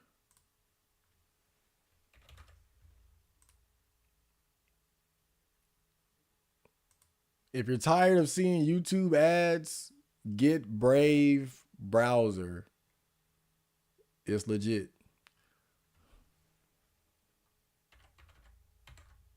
Future Diddy. Let me see.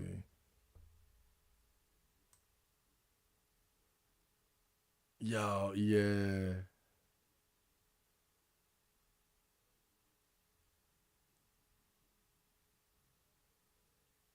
Can I find it?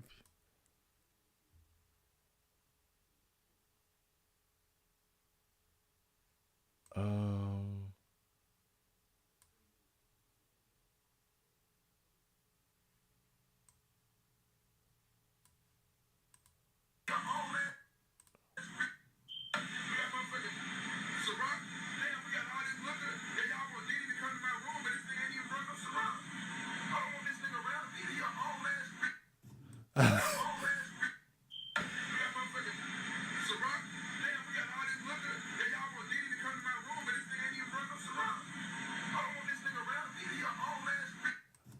I don't want this nigga around me. This like an old clip where Future was basically saying he didn't want Diddy around here. I don't want this old ass nigga around me. Oh man, I haven't heard that shit in so long, but it kind of it makes you think like God, he might have been one of the few who was smart enough to stay the fuck away from Diddy. But he did have Diddy on the same damn time remix. I don't know.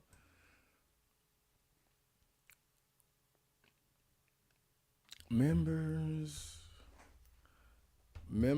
and associates. Oh, hold up. Okay. All right. Okay. Members and associates.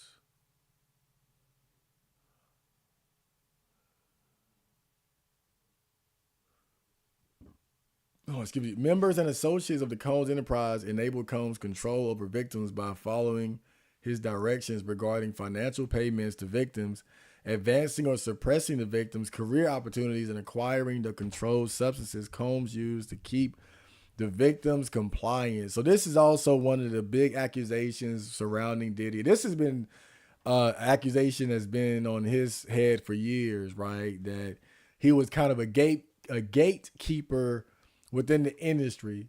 And so unless you would go through him or, you know, do what he wanted you to do, you couldn't advance. And that's like the bad thing about like a lot of industries, really, is that you do have those gatekeepers where if you don't go in through them, then you got to really take a much harder path towards getting where you want to be. And when you dealing with gatekeepers, they do have the position and the power to say, hey, you got to do this or you're not going to get that. You got to do this or you're not going to get that. And yeah, that's definitely one of the biggest issues with trying to get into like the entertainment business, because you do got those gatekeepers, and Diddy just seemed like he was one of the biggest gatekeepers for sure. Mm-hmm.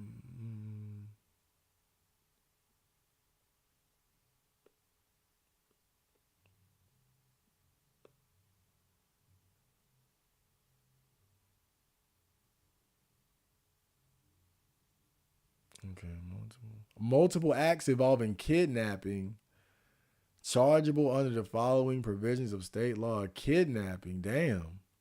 Multiple acts involving arson, multiple acts involving bribery, chargeable under the following provisions. Okay. Multiple acts relating to tampering with a witness, victim, or an informant, forced labor, sex trafficking, relating to transportation and inducement to travel for purposes of prostitution and or illegal sexual activities. Multiple offenses involving the possession with intent to distribute or distribution of narcotics and controlled substances, including cocaine, oxycodone, alprazolam. What the fuck? Methylenedioxymethamphetamine. What the fuck is that? Can I highlight? I can't highlight this. And damn, I don't want to spell it all out. Methyl. What? I ain't never heard. Now I know the methamphetamine part. Damn, that shit must be good though. Dimethylphenethylamine, gamma hydroxybutyric acid. What? I know what ketamine is. Nigga had the ket too. Damn. Mm-hmm.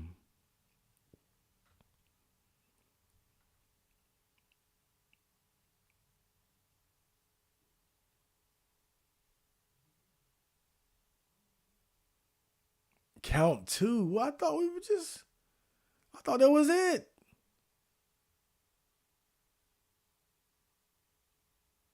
Okay. I feel like they're kind of like they're going over the same things again though. Person to engage in commercial sex act, attempted, aided, and abetted, willfully cause the same to it. Combs recruited, enticed, harbored, transported, and maintained a person, and attempted, aided, and abetted, and willfully caused victim one. But for them to say victim one, it seems like they're talking about somebody specific then. So somebody must have specifically came out and said, yes, I'm a victim. So that's definitely going to hurt.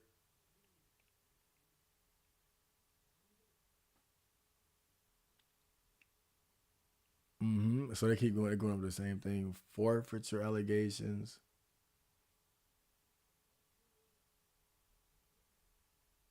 Mm.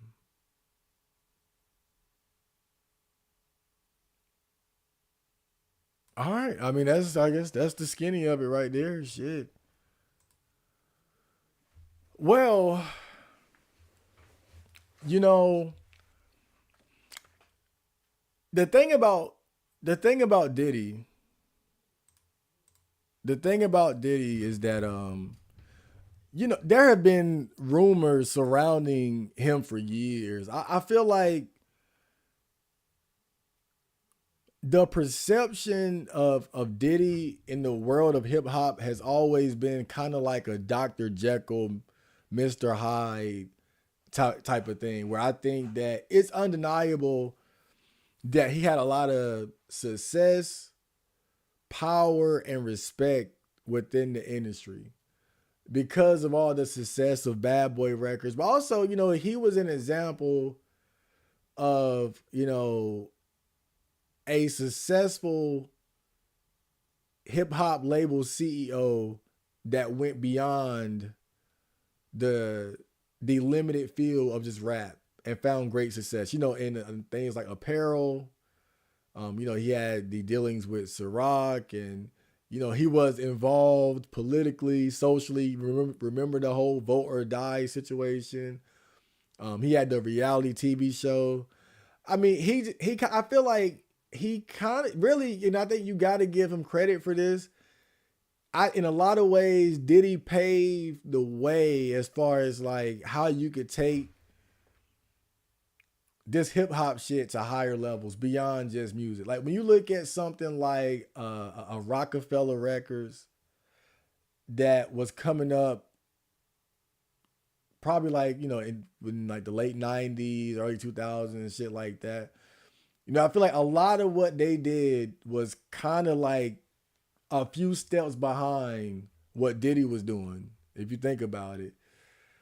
And then what you see people trying to do now, emulating that, because again, you had hip hop CEOs and bosses alongside or before Diddy, like Russell Simmons, Eazy-E with Ruthless Records, Suge Knight. But a lot of them, like Russell Simmons didn't. Well, I think Russell Simmons is another good example, right, of doing it right. But even he's got in his own trouble in recent years. And he was known as a partier too. But you look at someone like Eazy-E, he basically the party lifestyle got the better of him.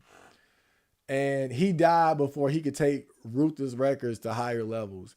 You look at Suge Knight, where the street elements of his lifestyle got the better of him. And he was able to take it to those higher levels. Rockefeller, kind of like, well, a lot of that had to do with the friction between Dame and Jay-Z.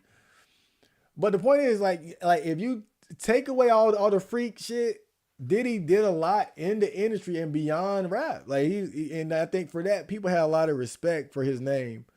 But unfortunately, there's always been that shadow or that cloud hanging over his head, because he was also known to be the type of person that would screw over his artists. Probably most famously, Mace, but also Biggie. Some people feel like he didn't do Biggie right as far as like the business side of things. You look at a lot of artists who were involved with Bad Boy, and some would say it was the Bad Boy curse. A lot of them fell off or weren't able to maintain to a certain level of success. Despite the success they had musically, it didn't really translate into long-term financial success. And a lot of people attribute that to the deceit and the mishandling of their contracts and things like that by Diddy. They basically, like, Diddy was he was a shrewd, I mean, I guess shrewd ain't even a word. He's just, from all the rumors and how people describe him, like, he was an evil motherfucker when it came to business. Like, if you had any sort of weaknesses or chinks in your armor, he would fully exploit it and get the most out of you, and then drop you like a bad habit. He's that type of motherfucker, almost like a Vince McMahon type. Vince McMahon got a similar reputation where he'll use you up and toss you to the side. But and these type, and then you got like the sex rumors and whatnot. There's always been the rumors that he was gay and that he was fucking rappers and shit and all that. Like, that's always been there. There's always been like different like sexual related rumors to him and whatnot. And I don't know, I guess it's just kind of interesting because these things have always been there in the backdrop. But I guess so much of it was just like hearsay and talk that people didn't like. It wasn't enough to bring him down. It wasn't enough for people to not really fuck with him. And even though, Bad Boy is a record label, their relevancy as far as like having relevant artists kind of died down going into like, the mid 2000s and whatnot, when the South started to take over. Cause even, and Diddy been as smart as he was, if you remember, he had Bad Boy South when he saw that shift. So he tried to jump on that wave, but I don't think he really did it successfully, but good on him for trying. But Diddy always managed to stay relevant because he was just always a gatekeeper. He had power. And if he wasn't relevant as far as like having the most like the biggest artist, then he was at least engaging in successful business deals and things like that, and still had a lot of sway and pull in the industry and whatnot. But now it just seems like everything is kind of coming to a head, and then it's like I don't know. It's like it's gotten to the point where too much truth has come out, and it's undeniable the type of person that he is. Like I said, some people might think I was defending him in certain areas, and it's only because some of these accusations are gray area shit. But I think there's enough out there to kind of prove without a doubt that he is definitely a scumbag. he's a psychopath. He's a sociopathic type of individual. And I'm pretty sure like if I had to bet my money on it, not like I was there at the fucking party, but it's if I had to bet my money, I'd be damn certain that he did enough to warrant being locked up for sure. But it's gonna be interesting seeing what comes out later on in this case. But let me see. Oh yeah, also the another thing that people talk about was like that shooting, that club shooting from like I think the late 1990s, where one of his artists basically took the fall for him, and then Diddy disassociated himself from him. Didn't even pay for his lawyers, nothing like that. Like these are things that are known and have been known. But again, I guess it was just like Diddy was so successful, that I think a lot of people, I wouldn't say overlooked it, but I don't know. I guess it wasn't enough for the industry to just completely turn their back on him. And I guess when no one's pressing charges or you're not in court and all this stuff, then people don't really care as much. And then it's just like, well, I guess whatever. But I don't know. It's kind of funny how he's managed to stay relevant in hip hop even before this, considering all the things that have been known about him. It's kind of crazy.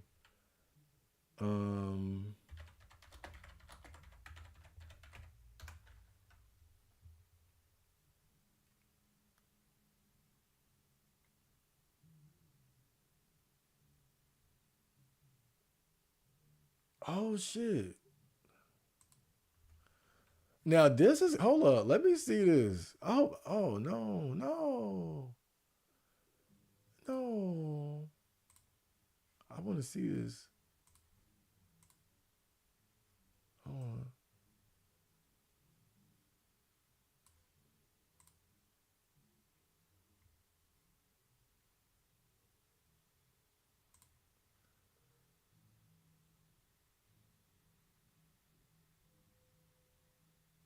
okay. Oh, what the fuck?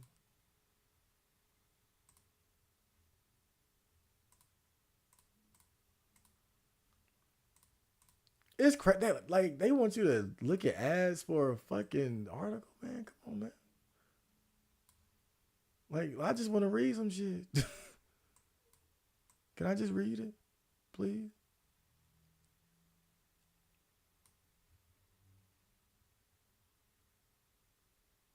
Okay, but this is kind of a good story. That's why I just wanted to kind of highlight it because it's kind of surprising. I didn't know this happened. So it says Mace finally gets his publishing back from Diddy. Cameron says Mace and Diddy have finally come to an agreement that will see Puff give Mace his publishing rights back, according to Mace's former partner in rhyme, Cameron. On Wednesday night, Cameron broke the news that Mace and Diddy have finally come to a contractual agreement where Puff will return Mace's publishing right. Sharing a video and promotion of his upcoming Lost Files Volume 1 mixtape, Killer captioned the post, "My nigga had to sit this one out. He just got his publishing back from Puff. Just finished the paperwork for that yesterday. Congrats. While he getting his music back in order, I'm dumping my hard drive." Pause. The Lost Files Volume 1, September 8th. Mace and Diddy have been at odds for years, with the former Bad Boy artist claiming Puff owns his publishing and refuses to give it back. Back in 2020, Mace claimed he offered Diddy $2 million to buy back his publishing, but the Bad Boy mogul refused. In the last few years, both Diddy and Mace have traded shots. Last October, Diddy claimed he had receipts to prove Mace owed him $3 million during an interview on the Breakfast Club. Mace fired back at Puff over the claims. Now it appears they finally settled their monetary differences.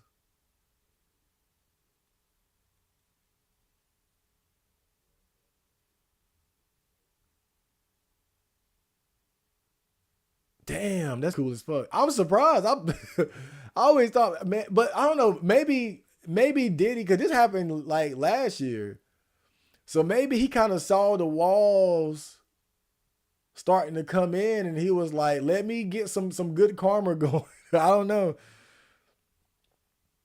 Wait, see rappers and hip hop artists who sold their publishing for huge payouts. Dr. Dre, 250 million. Damn. Future, 75 million. Metro Boomin, 75 million. Chuck D, undisclosed. Iggy Azalea, 8 figures. The Dream, 23 million. Timberland, undisclosed. Lil Wayne, Young Money, 100 million. Murder Beats, undisclosed. Zaytoven, undisclosed. Manny Fresh, undisclosed. Logic, 8 figures. Nelly, 50 million. Wiz Khalifa, undisclosed. Damn. But I mean, I'm just. That's kind of like, I don't know. It's kind of sad to me, though, when I see this shit. Because it, like, to me, it's just like, it's kind of a reminder that black people don't own shit. It just kind of, like you like when you think about the power of the music, like especially like Dr. Dre, like I don't know, it's kind of depressing to me seeing that. Like, and look, maybe I would do it if I had a publishing worth. I don't know. I ain't gonna sit here and judge, when I'm not in their shoes. But I just feel like it does kind of reiterate that old belief that black people, that we never really own.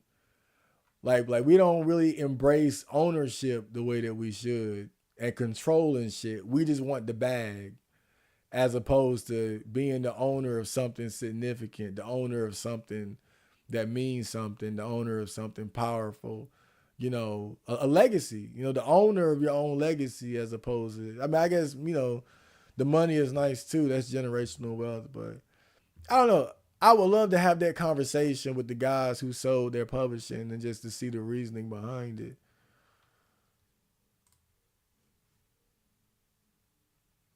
I would love to see that for sure.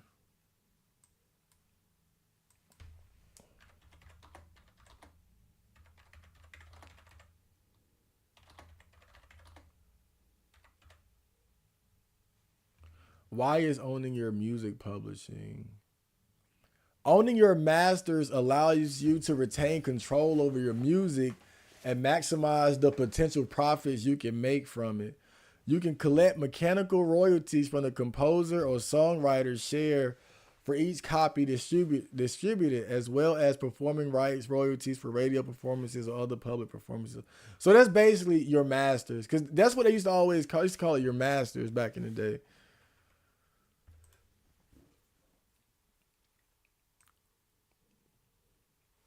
Owning your music masters is an invaluable asset to any musician and artist. Masters refer to the original recordings of a song. It is the original copy that contains the highest quality audio, which can be used to create other variations and formats such as vinyl, digital files, streams, etc. Owning your master recordings fights against exploitation from labels and companies that want to use it for their own purposes without giving the artist the proper compensation. This is why it is important for artists to understand the value of owning their masters and what it truly means to own them. The pros and cons of owning your masters. Owning your masters comes with both pros and cons. On the plus side, the artist can have full control over their recordings, which is not typically the case when they sign a record deal. Additionally, they can self-release their masters, meaning they maintain full control over the process. Lastly, they have the right to negotiate any deals to secure royalties, thereby increasing their potential earnings. On the other hand, owning your masters can be costly. Artists will have to pay all production costs up front and may have limited access to funds. Additionally, mastering professionals and legal advisors are expensive and may not be within reach for some, causing them to miss out on crucial advice or services. Lastly, depending on the artist's fan base and popularity, their recorded music may not earn back their investment.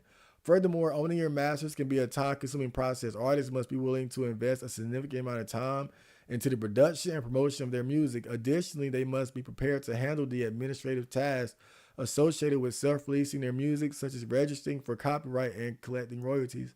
Lastly, they must be willing to take on the risk of investing in their music, and there is no guarantee of success.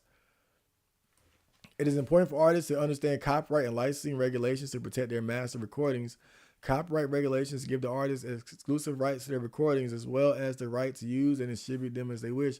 Artists must also obtain licenses from record labels or streaming services in order to be able to distribute their music. Licensing allows artists to recoup unpaid royalties or to retain ownership. Licensing agreements can be complex and vary depending on the type of distribution. Recordings. I'm having a bit of a music a music business lesson here. Having ownership of your masters also allows you to license your music to other artists, films, television shows, other media outlets. This can be a great way to increase your income and reach a wider audience. Additionally, owning your masters gives you the freedom to release your music on your own terms. Okay.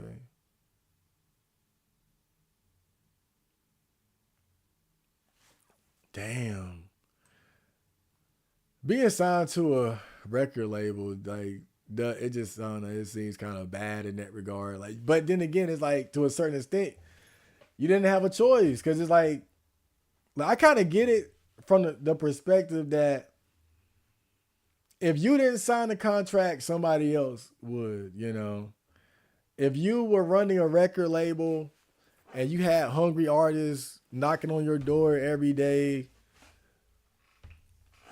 because I think one thing that about talent is that there's so much more talent in the world than what people realize.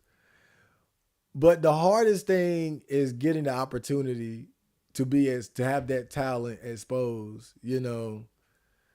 Like, there are probably thousands of Wiz Khalifa clones, Tyler the Creator clones, 50 Cent, like, I ain't say clones, but like artists that are just as creative, can make just as good as music, but they just, you know, they never got the opportunity or never created the opportunity. And really, there's only a limited amount of space to occupy at any given time anyway, you know.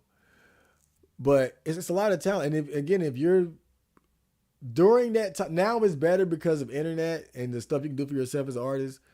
But before that, if you weren't going to sign them badass contracts, somebody would. Somebody who was even more talented than you would have signed that damn contract. You know, that was kind of the bad thing about it.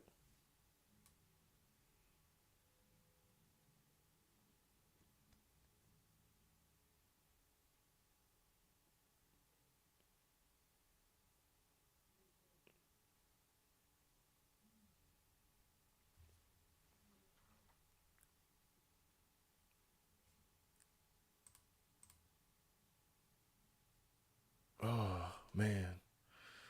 Okay.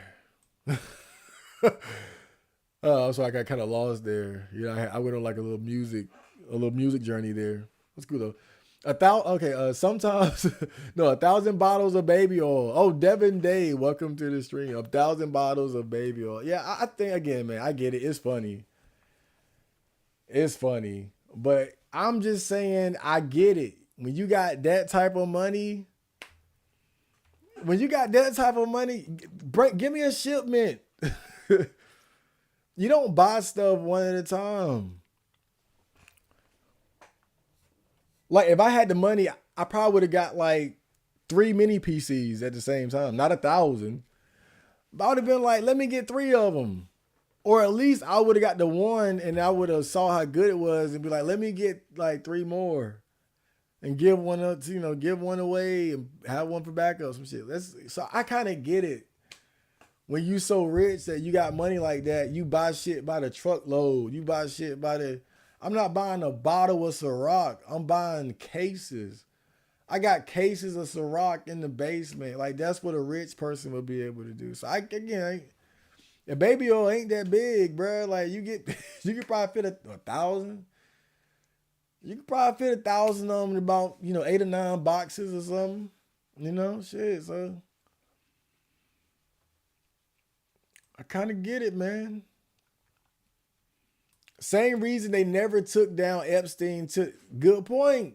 Good point. Epstein, same shit. Yeah. And then he got suicided in the damn jail cell.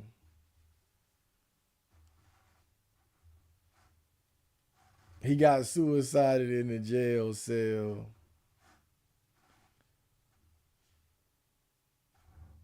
Yeah.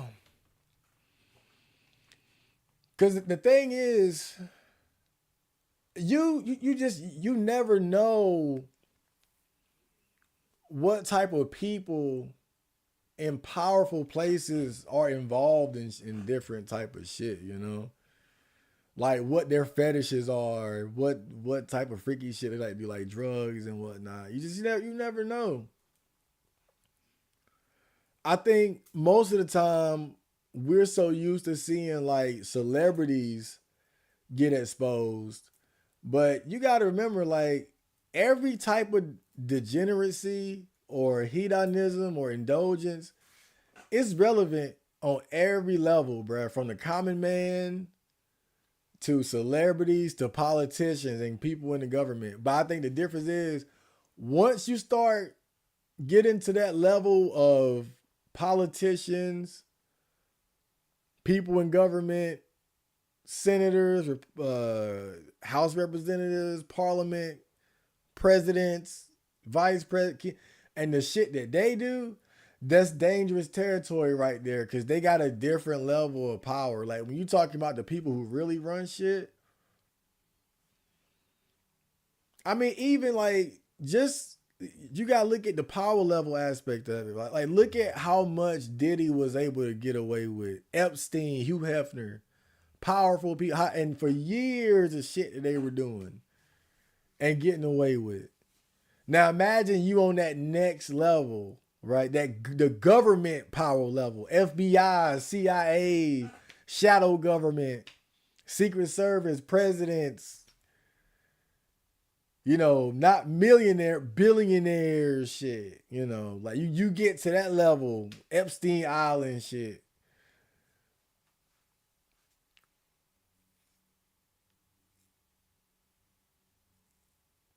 And then it's like the scariest thing about it is like when you get to those deeper, darker levels of fetishes and you know what I'm saying? Like, okay, we sitting here laughing at Diddy, oh, 1,000 bottles of baby oil and all that shit. Cool. Oh, Diddy gay, he fucking men. What dude, that's low. Like,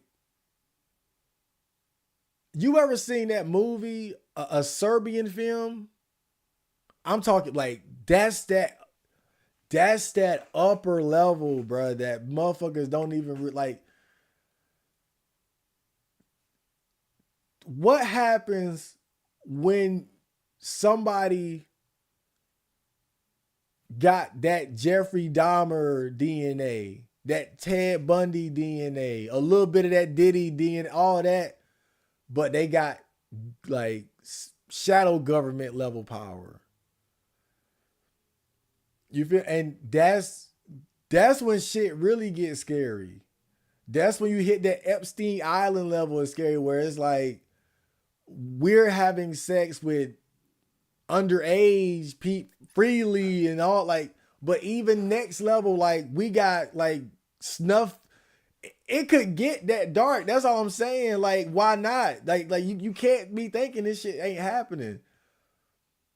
That it can get to that level of I got so much money and so much power. I can literally have like not just sex orgies and shit, but like torture chambers, like literal slaves. Like they go like, like we raised this slave from a baby to like that. Like I'm dude, like just this shit might really in a sense be like a distraction from like again we worry about fucking baby oil and Meek Mill allegedly getting his back blown out. That we worry about, but I'm telling you, bro, like that Epstein Island shit, like that's that next level, and it's probably a level beyond that Again, Serbian film. 1,000 Days of Salo. Y'all ever heard of 1,000 Days of Salo? I'm talking about that type of shit. Let me see. I better not bring this up. I think I got the name wrong. Let me see. 1,000 Days of Salo. Salo or 120 Days of Sodom. One of the most degenerate movies ever made, bruh. I think I forgot the exact. Let me see if I can just get the synopsis up. Since I'm on the internet, I might as well.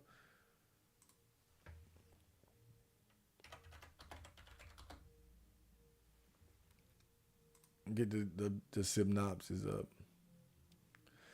Salo or 120 Days of Sodom is a 1975 political drama art horror film directed and co-written by Paolo Pasolini. He was released 3 weeks after his murder. The film focuses on 4 wealthy, corrupt Italian libertines in the time of the fascist Republic of Salo. The libertines kidnap 18 teenagers and subject them to 4 months of extreme violence, sadism, genital torture, and psychological torture. The film explores themes of political corruption, consumerism, authoritarianism, nihilism, morality, capitalism, totalitarianism, sadism, sexuality, and fascism. The story is in 4 segments inspired by Dante's Divine Comedy, the Anti-Inferno, the Circle of Manias, the Circle of Shit, and the Circle of Blood. That's all I got. This is one of the most degenerate films ever made, man. It's some fucked up shit. I ain't never watched the whole thing, but I kind of skimmed through it. But yeah, that's some fucked up shit. But I'm talking like shit like that. Like that's that that's that final chamber that I think people don't really think about very much. Like the whole Diddy situation is entertaining. It's a spectacle, but like why don't we have the fucking Epstein list? All this focus, like think about this shit. All this focus on Diddy and what he did with prostitutes and drugs and all that, and then we have the fucking pedophile island, and I ain't seen no goddamn list released yet. Why isn't the focus on that? I'm just saying, man, it's some scary shit in this world. There's some scary shit going on. I'm telling you, if you don't think we got fucking Jeffrey Dahmer, Ted Bundy, Wayne Gacy motherfuckers in power, you know, like when you think about that shit, like in Lebanon with the pages blowing up, right? See, and on the surface, oh, this is just war. It's a war attack, but it could really be like just a Ted Bundy ass motherfucker. Like, yeah, press the button. Right, eat this popcorn. Like, yeah, I did that. We got demons in high level places, man. That's all I'm saying. Hugh probably had dirt on an unholy amount of people and couldn't be messed with. Yeah, that's an aspect of it too, robbery and shit like that. But I also feel like past a certain point, they might just take you out too. If it's that serious, they might just take you out. I remember what Candace Owens said during the raid on Diddy's houses. She said they're raiding his houses to find any evidence against the higher up people and to get rid of that. Again, I don't know if that's true or not. But, you know, that's always, you know, because the thing about it, when you look at a Diddy or a Hugh Hefner or Epstein, these guys are kind of like go-to. They're like go-to guys. Like when you want to get freaky and nasty and you're a millionaire or a billionaire, like these are the guys you talk to because they know where to get. They know where to get the drugs. They know where to get the prostitutes. They know where to get the this and the that. It depends on what your fetish is and what you're into. Right? Oh, you into underage girls? Oh, I can set that up. Oh, I know a guy. Yeah, I can. You ain't gonna say it that loud, but I'm just saying, like, Don't think it ain't happening. Like it's these conversations are being had. These things are being done behind closed doors. Oh, you like trannies? Oh, I got that's light. I got that light work, right? Oh, you need some drugs?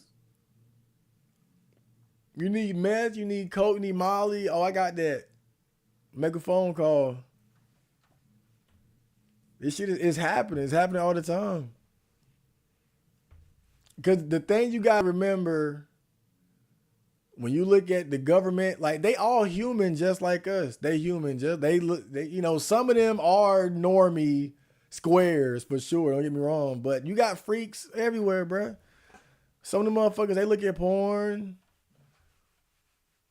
They fuck with like look at Hunter Biden. I know he ain't got like, he ain't like the president, but he's the president's son, and we got him on tape hanging out with prostitutes smoking crack, right?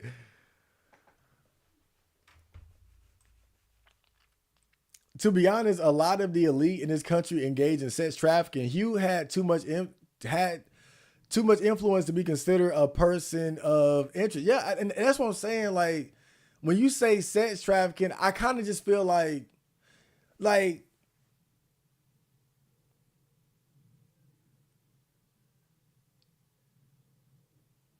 how do I put it? It's like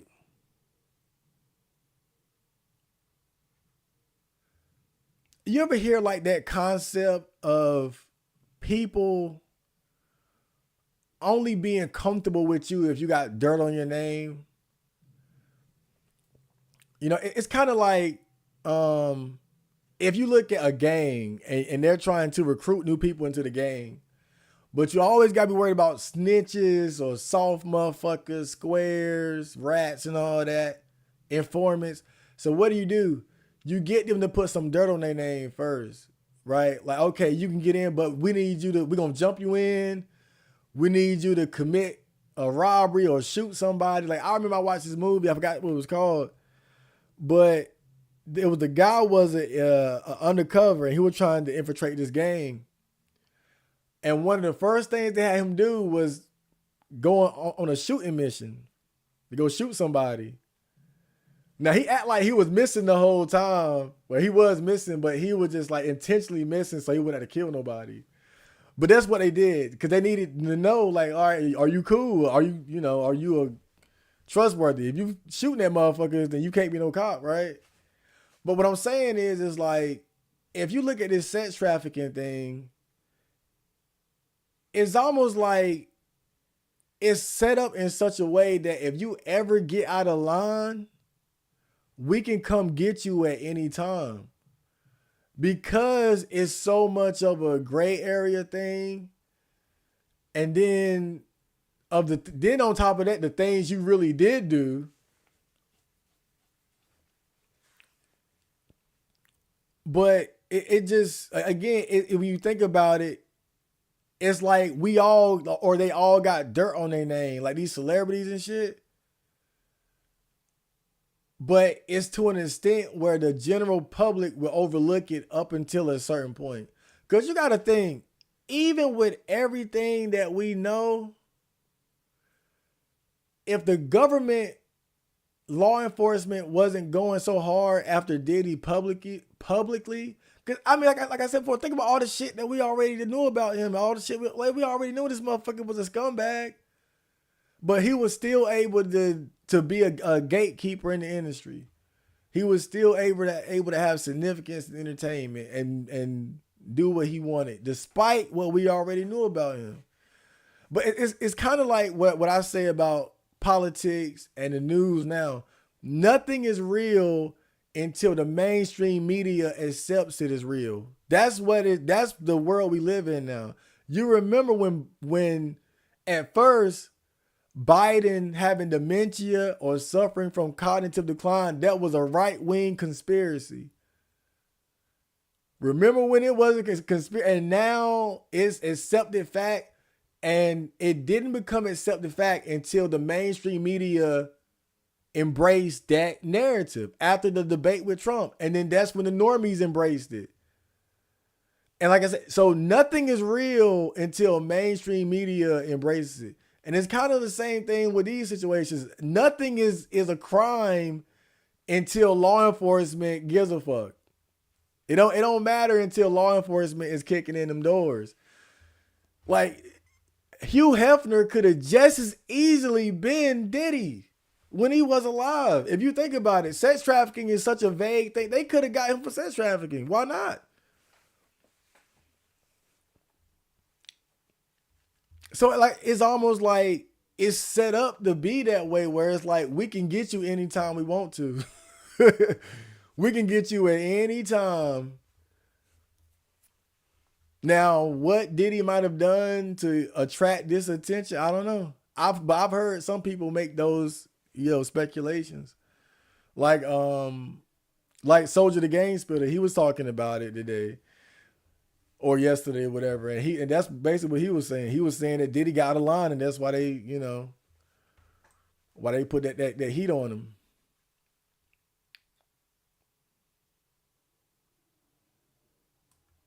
This to me shows that women can have it rough. They can, but they can also be hoes.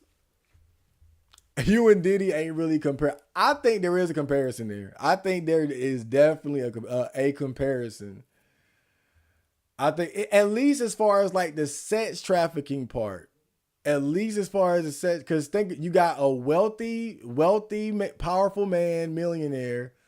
You got mansions, big parties, celebrities, whores.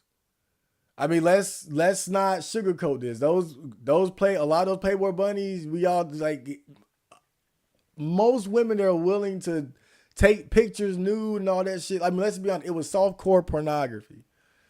It was softcore pornography. So you telling me those Playboy bunnies that took pictures nude, all this shit. Celebrities start coming over for parties. Arnold Schwarzenegger, all these guys coming over. Magic Johnson, whatever. Athletes. You think it ain't some sucking and fucking going on? You think it ain't nobody smoking weed? Ain't nobody doing coke in the back? I'm just saying it might not have been the same as far as like how the blatant like how blatant it was. Or having fucking IV and 1,000 bottles of. I'm just saying there is a comparison there if you look at it, because either way, you got big millionaire parties with celebrities and hoes. You got drugs and you got sucking and fucking. You got. I'm just saying there's a case for sex trafficking there. There's a case. Rip King Von. Rest in peace, King Von. That's so random, bruh. That's so, the King Von situation is kind of crazy because soon after he died, more and more evidence was coming out about the murders that he was attached to and shit like that. So it almost seemed like even if he didn't die, King Von was probably about to go to prison for a long time because it seems like they were building a case against him. When he was just a no-name shooter or killer on the street, that was one thing. But when he started blowing up, and then it's so weird because you got these rappers now where they known killers.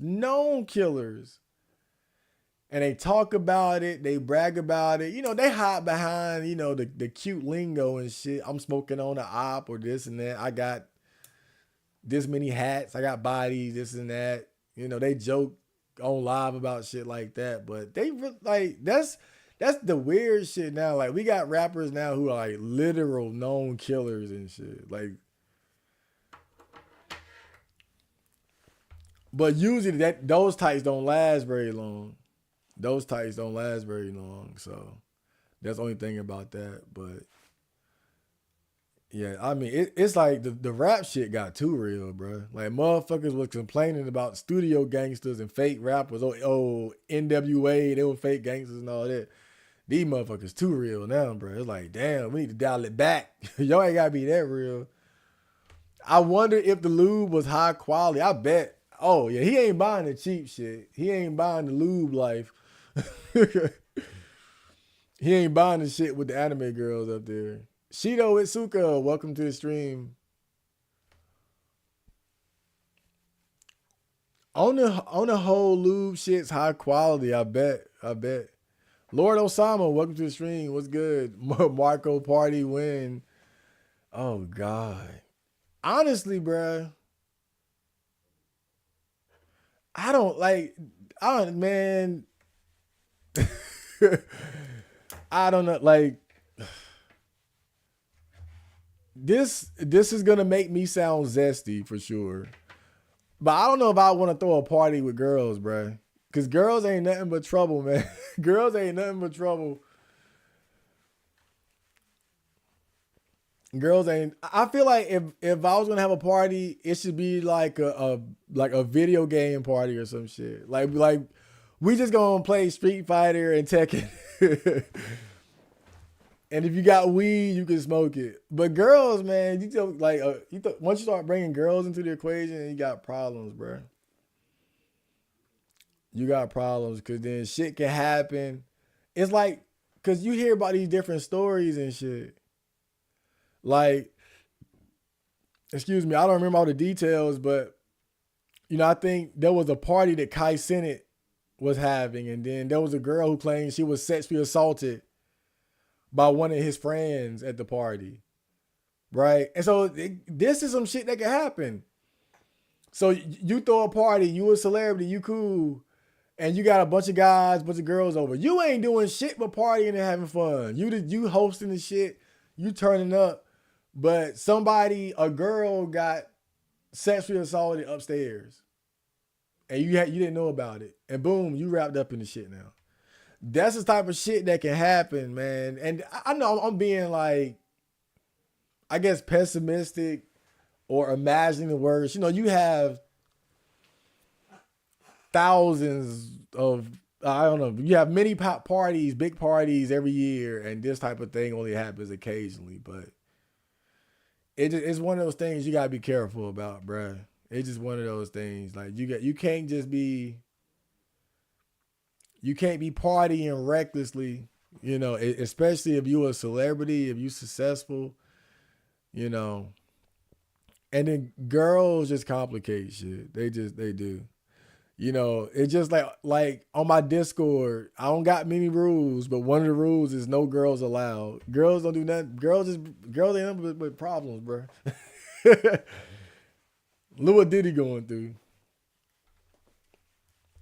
Girls ain't nothing but problem. Like that would always be a concern for me though. If I threw a big party with girls and niggas and shit, I'd be worried about that shit. Cause you're not gonna be watching everybody. You're not gonna be watching everybody and controlling everybody. Something could happen over there. Somebody could put something in the drink over here, and it's so much shit going on. It's just like it would just. But again, have fun. But I feel like again, if I was gonna do some shit, I keep it more like low key. I keep it low key, bro. Like I'm bringing the homies over. We gonna play Tekken, Street Fighter. I make y'all pancakes. It ain't gonna be no thousands of bottles of lube and all that, but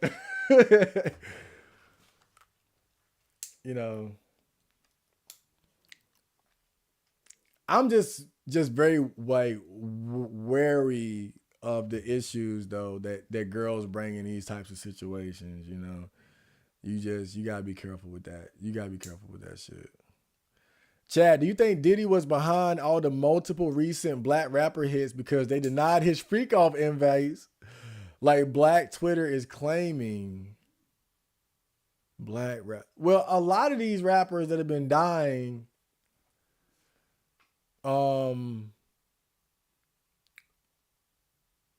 it seems like it was more so associated with like, them being tied up in the streets. Like it doesn't seem like a lot of them had like a direct connection with Diddy. Like all right, like you look at P&B Rock, for instance, he got killed in like what, Waffle House or a chicken joint. It was just a robbery going bad. Then you look at Nipsey Hussle. He got killed by a Crip who felt like he disrespected him or something. Then you look at Young Dolph. He got killed in a cookie shop, and allegedly the killers were paid by or hired or enticed to do the job by Yo Gotti's camp. Then you got Bloodhound Jeff. He got killed while he was on the drill, while he was out trying to kill somebody and got killed in the process. Then you got YBC Duel. He got killed in the drive-by by 18-year-old or 16-year-old. I forgot which. King Von got killed by Lil Tim after he was trying to fight Quando Rondo. So, a lot of these recent killings, I think, are just unassociated. Pot Smoke killed LA robbery. So I wouldn't put all that on Diddy. I wouldn't put all that on Diddy. Is it possible? Shit. I don't look. It might be just a next level conspiracy. If you know something I don't know, but it just what I know of these, like a lot of these recent deaths, it kind of seems like you got, A led to B led to dead. Like it's just kind of cut and clear what it was, as opposed to like Biggie, for instance, where the identity of his killer is still kind of shrouded in mystery. Like that's one where there is room for discussion as far as like a conspiracy. Because I saw this one interview where the guy, he was presenting that possibility that Diddy allegedly wanted Biggie killed. And his argument was that Biggie had a bad contract where he didn't own his own publishing. And so, if you remember, Biggie had Junior Mafia under him, his little clique of rappers with Lil Kim, Lil Season on him. And so, he was writing for them so that he could get the writing credits for their songs, and I guess sort of skate around the bad contract that he had with Diddy. And Diddy apparently didn't like that. And this guy, he basically said that right before Biggie got killed, Diddy had confronted Biggie about this shit, about how he was writing for other artists to get around his own bad contract. And so again, do I know this to be fact? Was I there? Fuck no. I was like, I was 3 or 4 years old when all this happened. So I'm just talking this. You got 1,000,001 stories floating around the internet, and even more conspiracies and theories about, different things going on in any industry, hip hop we're talking about here. But yeah, that was one of the, cases presented that I seen about Diddy, the possibility that he had Biggie killed. Some people say he had Tupac killed. This, now people are saying that Diddy had $1 million bounty on Pac and Tupac's head and shit like that. Again, do I know for a fact? No, but these are things that go around. But, I don't know. I guess like what you would have to do is like look at recent rappers killed and then look at if they had any association with Diddy or not. Right. And just kind of, I guess, go from there, So if you're buying into this theory, then look into that. Look into rappers who were killed and what was their association with Diddy, if any at all. Infern, welcome to the stream. That's my kind of party. And also your Discord invite link is working. The Discord has been closed for over a year now. I mean, we got people in there. We in there chilling. But it hasn't been open to the public for a while. And I'm not opening it again until, but I'll say before the end of the year, we're opening it again. We're opening it again at the end of the year. Yeah, if you come to a Chad Marco party, we playing Tekken. We playing Tekken, Smash Bros. We gonna have some food and shit.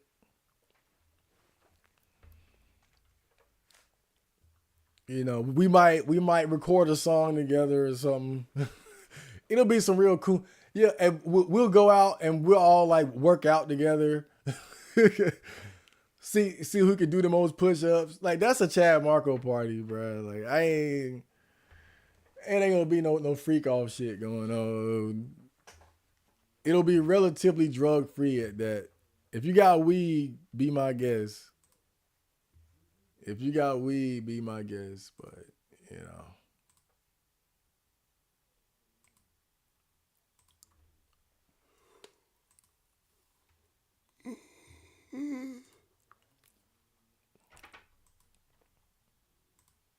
oh man, the freak off.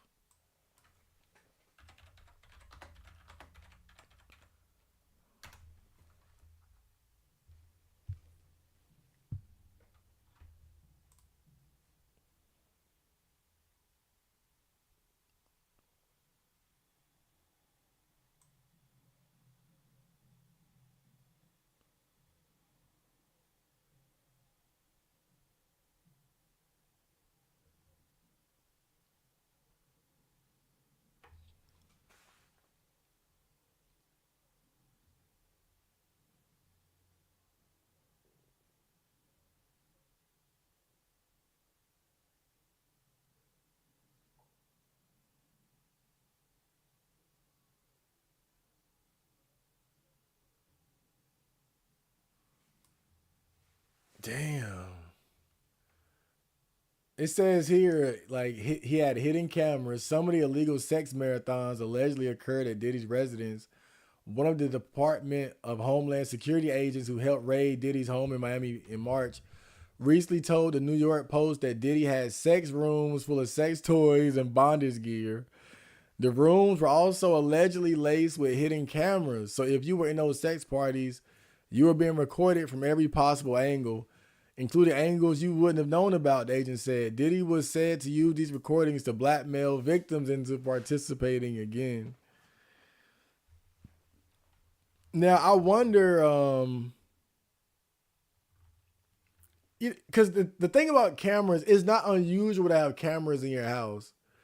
But I think it's about whether people know about them or not. Because I saw DJ Academics talking about this, and he said that he got cameras everywhere in his house.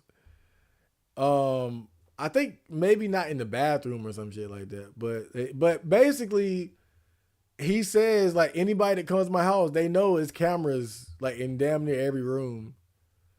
But again, you don't know like the specifics of like what Diddy would disclose. Again, I'm just playing devil's advocate here. I'm just playing devil's advocate because if I go to a freak off and it's known that it's cameras in every room, you know, then it's like, okay, well, shit. If I'm there and I'm doing what I'm doing, whose fault is that? If I know now, of course, if you don't know, if it's not disclosed, then yeah, I think that's highly reprehensible for sure. I'm just saying that for me, it depends on what you know and what you don't know. If I go to somebody's house and we having a party and I know it's gonna be sex and drugs and 1,000 bottles of baby oil, and I know that it's cameras everywhere, then in my mind somewhere I have to accept that I'm being filmed and I don't know what the hell is gonna be done with that. And then, you know, you also have NDAs, you have non-disclosure agreements where people sign contracts before they can even, you know, go in these types of homes and shit like that. So I'm just playing devil's advocate here because people try to make things out to be, oh, hidden cameras, you know, and then it's like, well, were they like hidden in the sense of people didn't know, or was it just like people knew that there were cameras everywhere, but maybe you didn't know where, right? Right. Like I know it's a camera in the room. I just didn't know it was in the goddamn Vegeta toy on the fucking shelf. I didn't know it was embedded in Vegeta's head. I'm sitting there putting the shit in the girl's butt. Right, thinking on some freak shit. I didn't know it was a camera in the dildo. Like, damn, nigga, you just told me it was cameras in the house. I ain't know it was in the. I didn't know it was a camera in. How you get that? Where you get that from? Can I get one?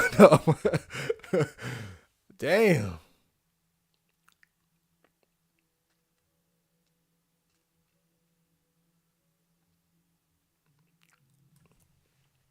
He's pleaded not guilty to his charges, but will remain in jail after being denied pretrial release. Diddy is facing life in prison if he is convicted on all three charges. I don't think he gonna do life. You know, me and my mom were talking about it, and she feel like he gonna get life for a long sentence. I don't think so though. My guess, I feel like he probably gonna get around 10. That's my speculation. I don't see him, you know. Cause he already got the celebrity advantage, you know. Like, when's the last time you seen a celebrity get crazy years, and they weren't involved in like a murder or some shit like that? Now, a rapper killing somebody, that's one thing, but you know, they don't treat celebrities like normal people. If he was a normal motherfucker, then maybe, you know. It's a guy in my neighborhood. He was like, I wouldn't say a drug kingpin, but he was like a little minor little drug boss in the city. You know, nothing. You know how like in Streets of Rage, you got that first boss that be in the bar that you fight in the back alley. He was kind of like that level. But they gave him like 45 years or some shit when they got him. And I don't think he was attached to like a murder. I think it was a straight drug charges. 45. That's because he's normal. Like, you don't see celebrities getting like these types of years and shit like that. So I feel like people who banking on Diddy getting life or anything close to like 20 and 30, I think they tripping. I think he probably, I see 10 at the most. At the most, bro. Worst case scenario, I think, you know, they probably gonna give him about 10. Just don't see him doing a lot. Contraband cigs from Moldova is the best I could do in terms of drugs. Well, I'm pretty much sober completely now. But I was just in the smoke shop. I went to the smoke shop today to buy cones for somebody. I've been telling them to smoke cones because they can't roll joints very good. So I said, I'll buy them some. I bought them some cones. I was in there, I was like, yo, we got a real nice smoke shop in the neighborhood. It's real nice. A lot of cool shit in there. I was in there, I was like, yo, like, I kind of want to, it made me want to smoke again, bro. It made me go lie. It put me out like, damn, at least some CBD. But I don't know. Either house arrest or suicide. Yeah, if it's bigger than we think, if it's on some Epstein level shit, it could be. Because they got him on, didn't they say they got him on suicide watch? Let me see. Let me just confirm this. Let me just confirm this.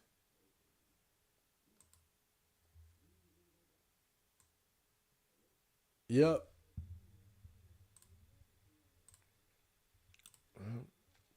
I'm so handsome.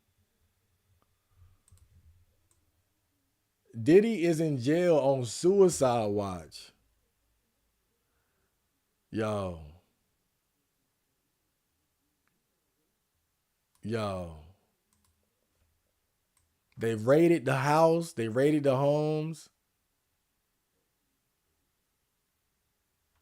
They scrubbed the evidence.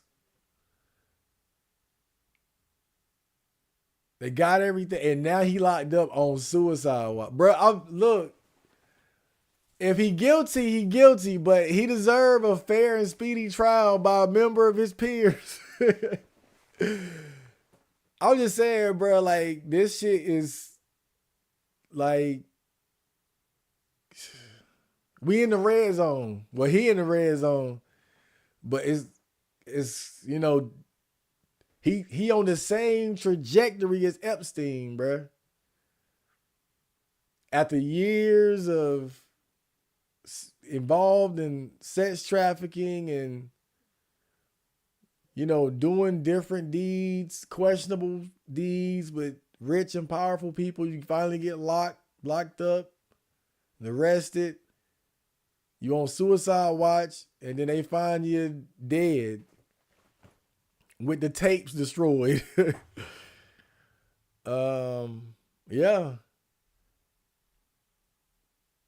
If Diddy ends up and heroing well locked up, I think that tells you everything. Like I think that kind of like that tells you, bro, like how deep this was. That tells you how deep it was, bro. Cause he on that same trajectory. It's the same one.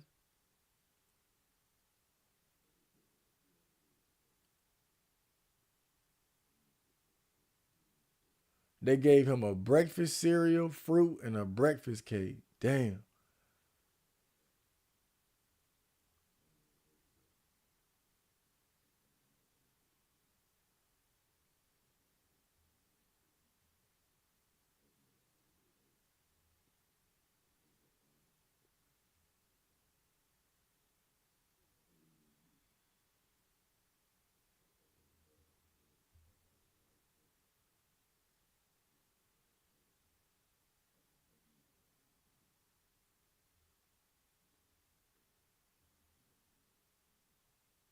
Oh, look at R. Kelly. They got Kels, bro. I think I think R. Kelly, the problem with him was like he wasn't really a boss like that. Like he was just a pervert. He was just like a pervert that was good at making music. He did have a bit of like that celebrity shield and the love of the people to support him without enough evidence being presented. But R. Kelly won't on Diddy level. I don't think like I ain't never heard no R. Kelly party. Imagine the R. Kelly parties, bro. Oh my god. You want to talk about fucking thousands of bottles of lube, bro? It would have been golden showers. It would have been crazy.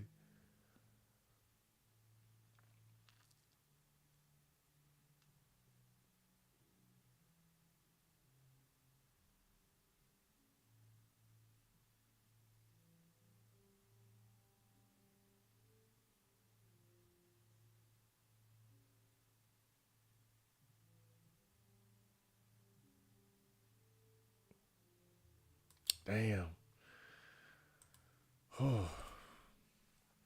Uh-oh, Diddy didn't kill himself. Yeah. Yeah, man. If it go down like that, bro. If it go down like that, you already know. If it go down like that, you already know. You already know what it is, man. He got Epstein. I don't care what nobody like. I don't think that man's suicidal, bro. I don't think nah, bro. I don't think that man's suicidal. I don't. So I mean, look, I get it. The walls are crashing down on him, but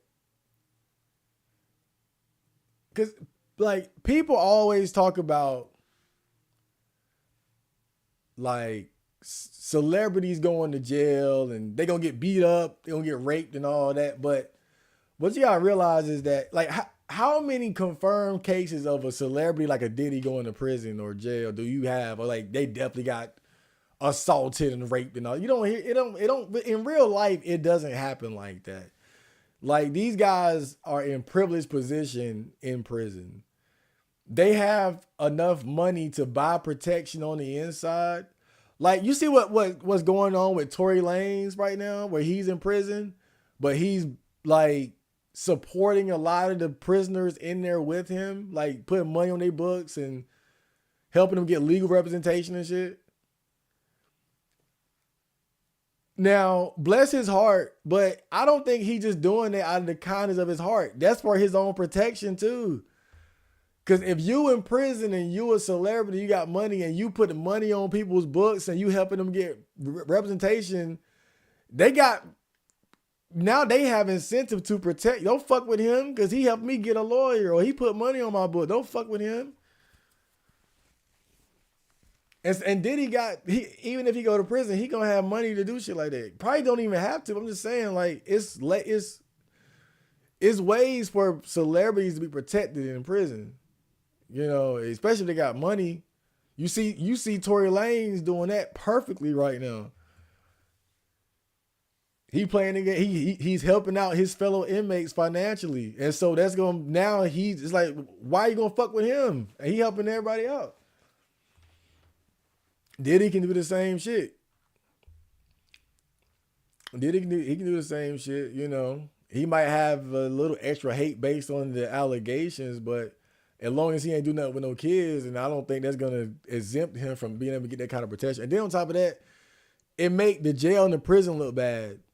When celebrities, if a celebrity go in jail or prison get fucked up, they tend to get some level of like extra protection. Because you don't hear about it. It's just one of the things you don't hear about. It just doesn't happen in real life. So what I'm saying is Diddy got to understand that.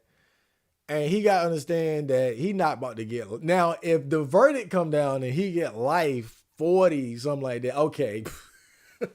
I can see a suicide watch then. But Diddy is probably looking at this shit, if I had to imagine, like, best case scenario, I don't do no prison time. Not likely, but that's right. We all hope that. We all want to beat the case. But he probably thinking worst case scenario, 5 to 10. Time served, 85%. All like he calculating all this shit to where he could probably see himself getting out in a couple years. Bill Cosby style. Right? Some shit like that. I can do that. You know, shit. What, he 53, 54 now? By the time the case is over with, probably like 56, 57, be out at 60, nigga, you goddamn, you know what, you lost a handful of years, but fuck it. You know, you still gonna be rich or have the ability to make money and have more freak offs. You might want to slow down with the freak offs, though. You get out, stop, man, just stop. Slow down, bro. Yeah. You're gonna be 60 by the time this shit over with. So I'm just saying, slow it down, bro. You had enough freak offs for all of us. Slow down. But I'm just saying, like, I can see how he could be thinking, like, I can see the light at the end of the tunnel here. That's why I don't think he would be suicidal right now. I don't think so. I don't think. Now that 40 drop, then yeah.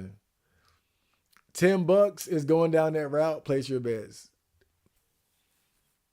He on that path. The only thing that ain't happened is the mysterious suicide. That's the only thing that ain't happened. But he right there. He right there. Like, he got similar charges and accusations. He's in position where he got dirt on a lot of rich and powerful people. He locked up. He in jail where people have limited communication with him. And he's on suicide watch. And to the average person, he got every reason to want to kill himself. Think about it. He's facing life in prison. Reputation tarnished.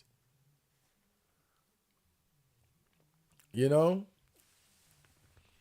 It's not unheard of for somebody to commit suicide in jail, realizing that they about to spend the rest of their life in prison or a significant amount of time in prison. It's not unheard of. So it's like the stage is set. The table is prepared for him to do it or for him to do it if they need that to be the outcome so he don't take the stand. It's there. Because you already got the narrative. Life in prison. Oh, my God. even if that's not the realistic outcome, it's there. It's in, again, nothing is real until it's in mainstream media, and it's there. So people would like my mom, she swear down he about to get life. So that's how people looking at it. He about to get life. Suicide watch. Oh yeah, I feel the same way. I want to kill myself too. That's how people look at this shit. But I've been here long enough. We had a great stream. Woo. I hope you guys enjoy that. I'm gonna try to make sure I get some more streams throughout the week, some more content and all that. So just keep an eye out. I'll make sure I warn you guys if I'm about to get on live or about to stream again. Hopefully we can I want to get probably have another Neat and Chill for the weekend. It would be cool if I can get one for the weekday and the weekend. I think that would be cool. Like a weekday show and a weekend show. That would be cool too. I'm bringing the podcast back soon too. We're going to have more Lab and Chill. Catch my video game streams on Twitch. And I will see you guys around. So, Johnny.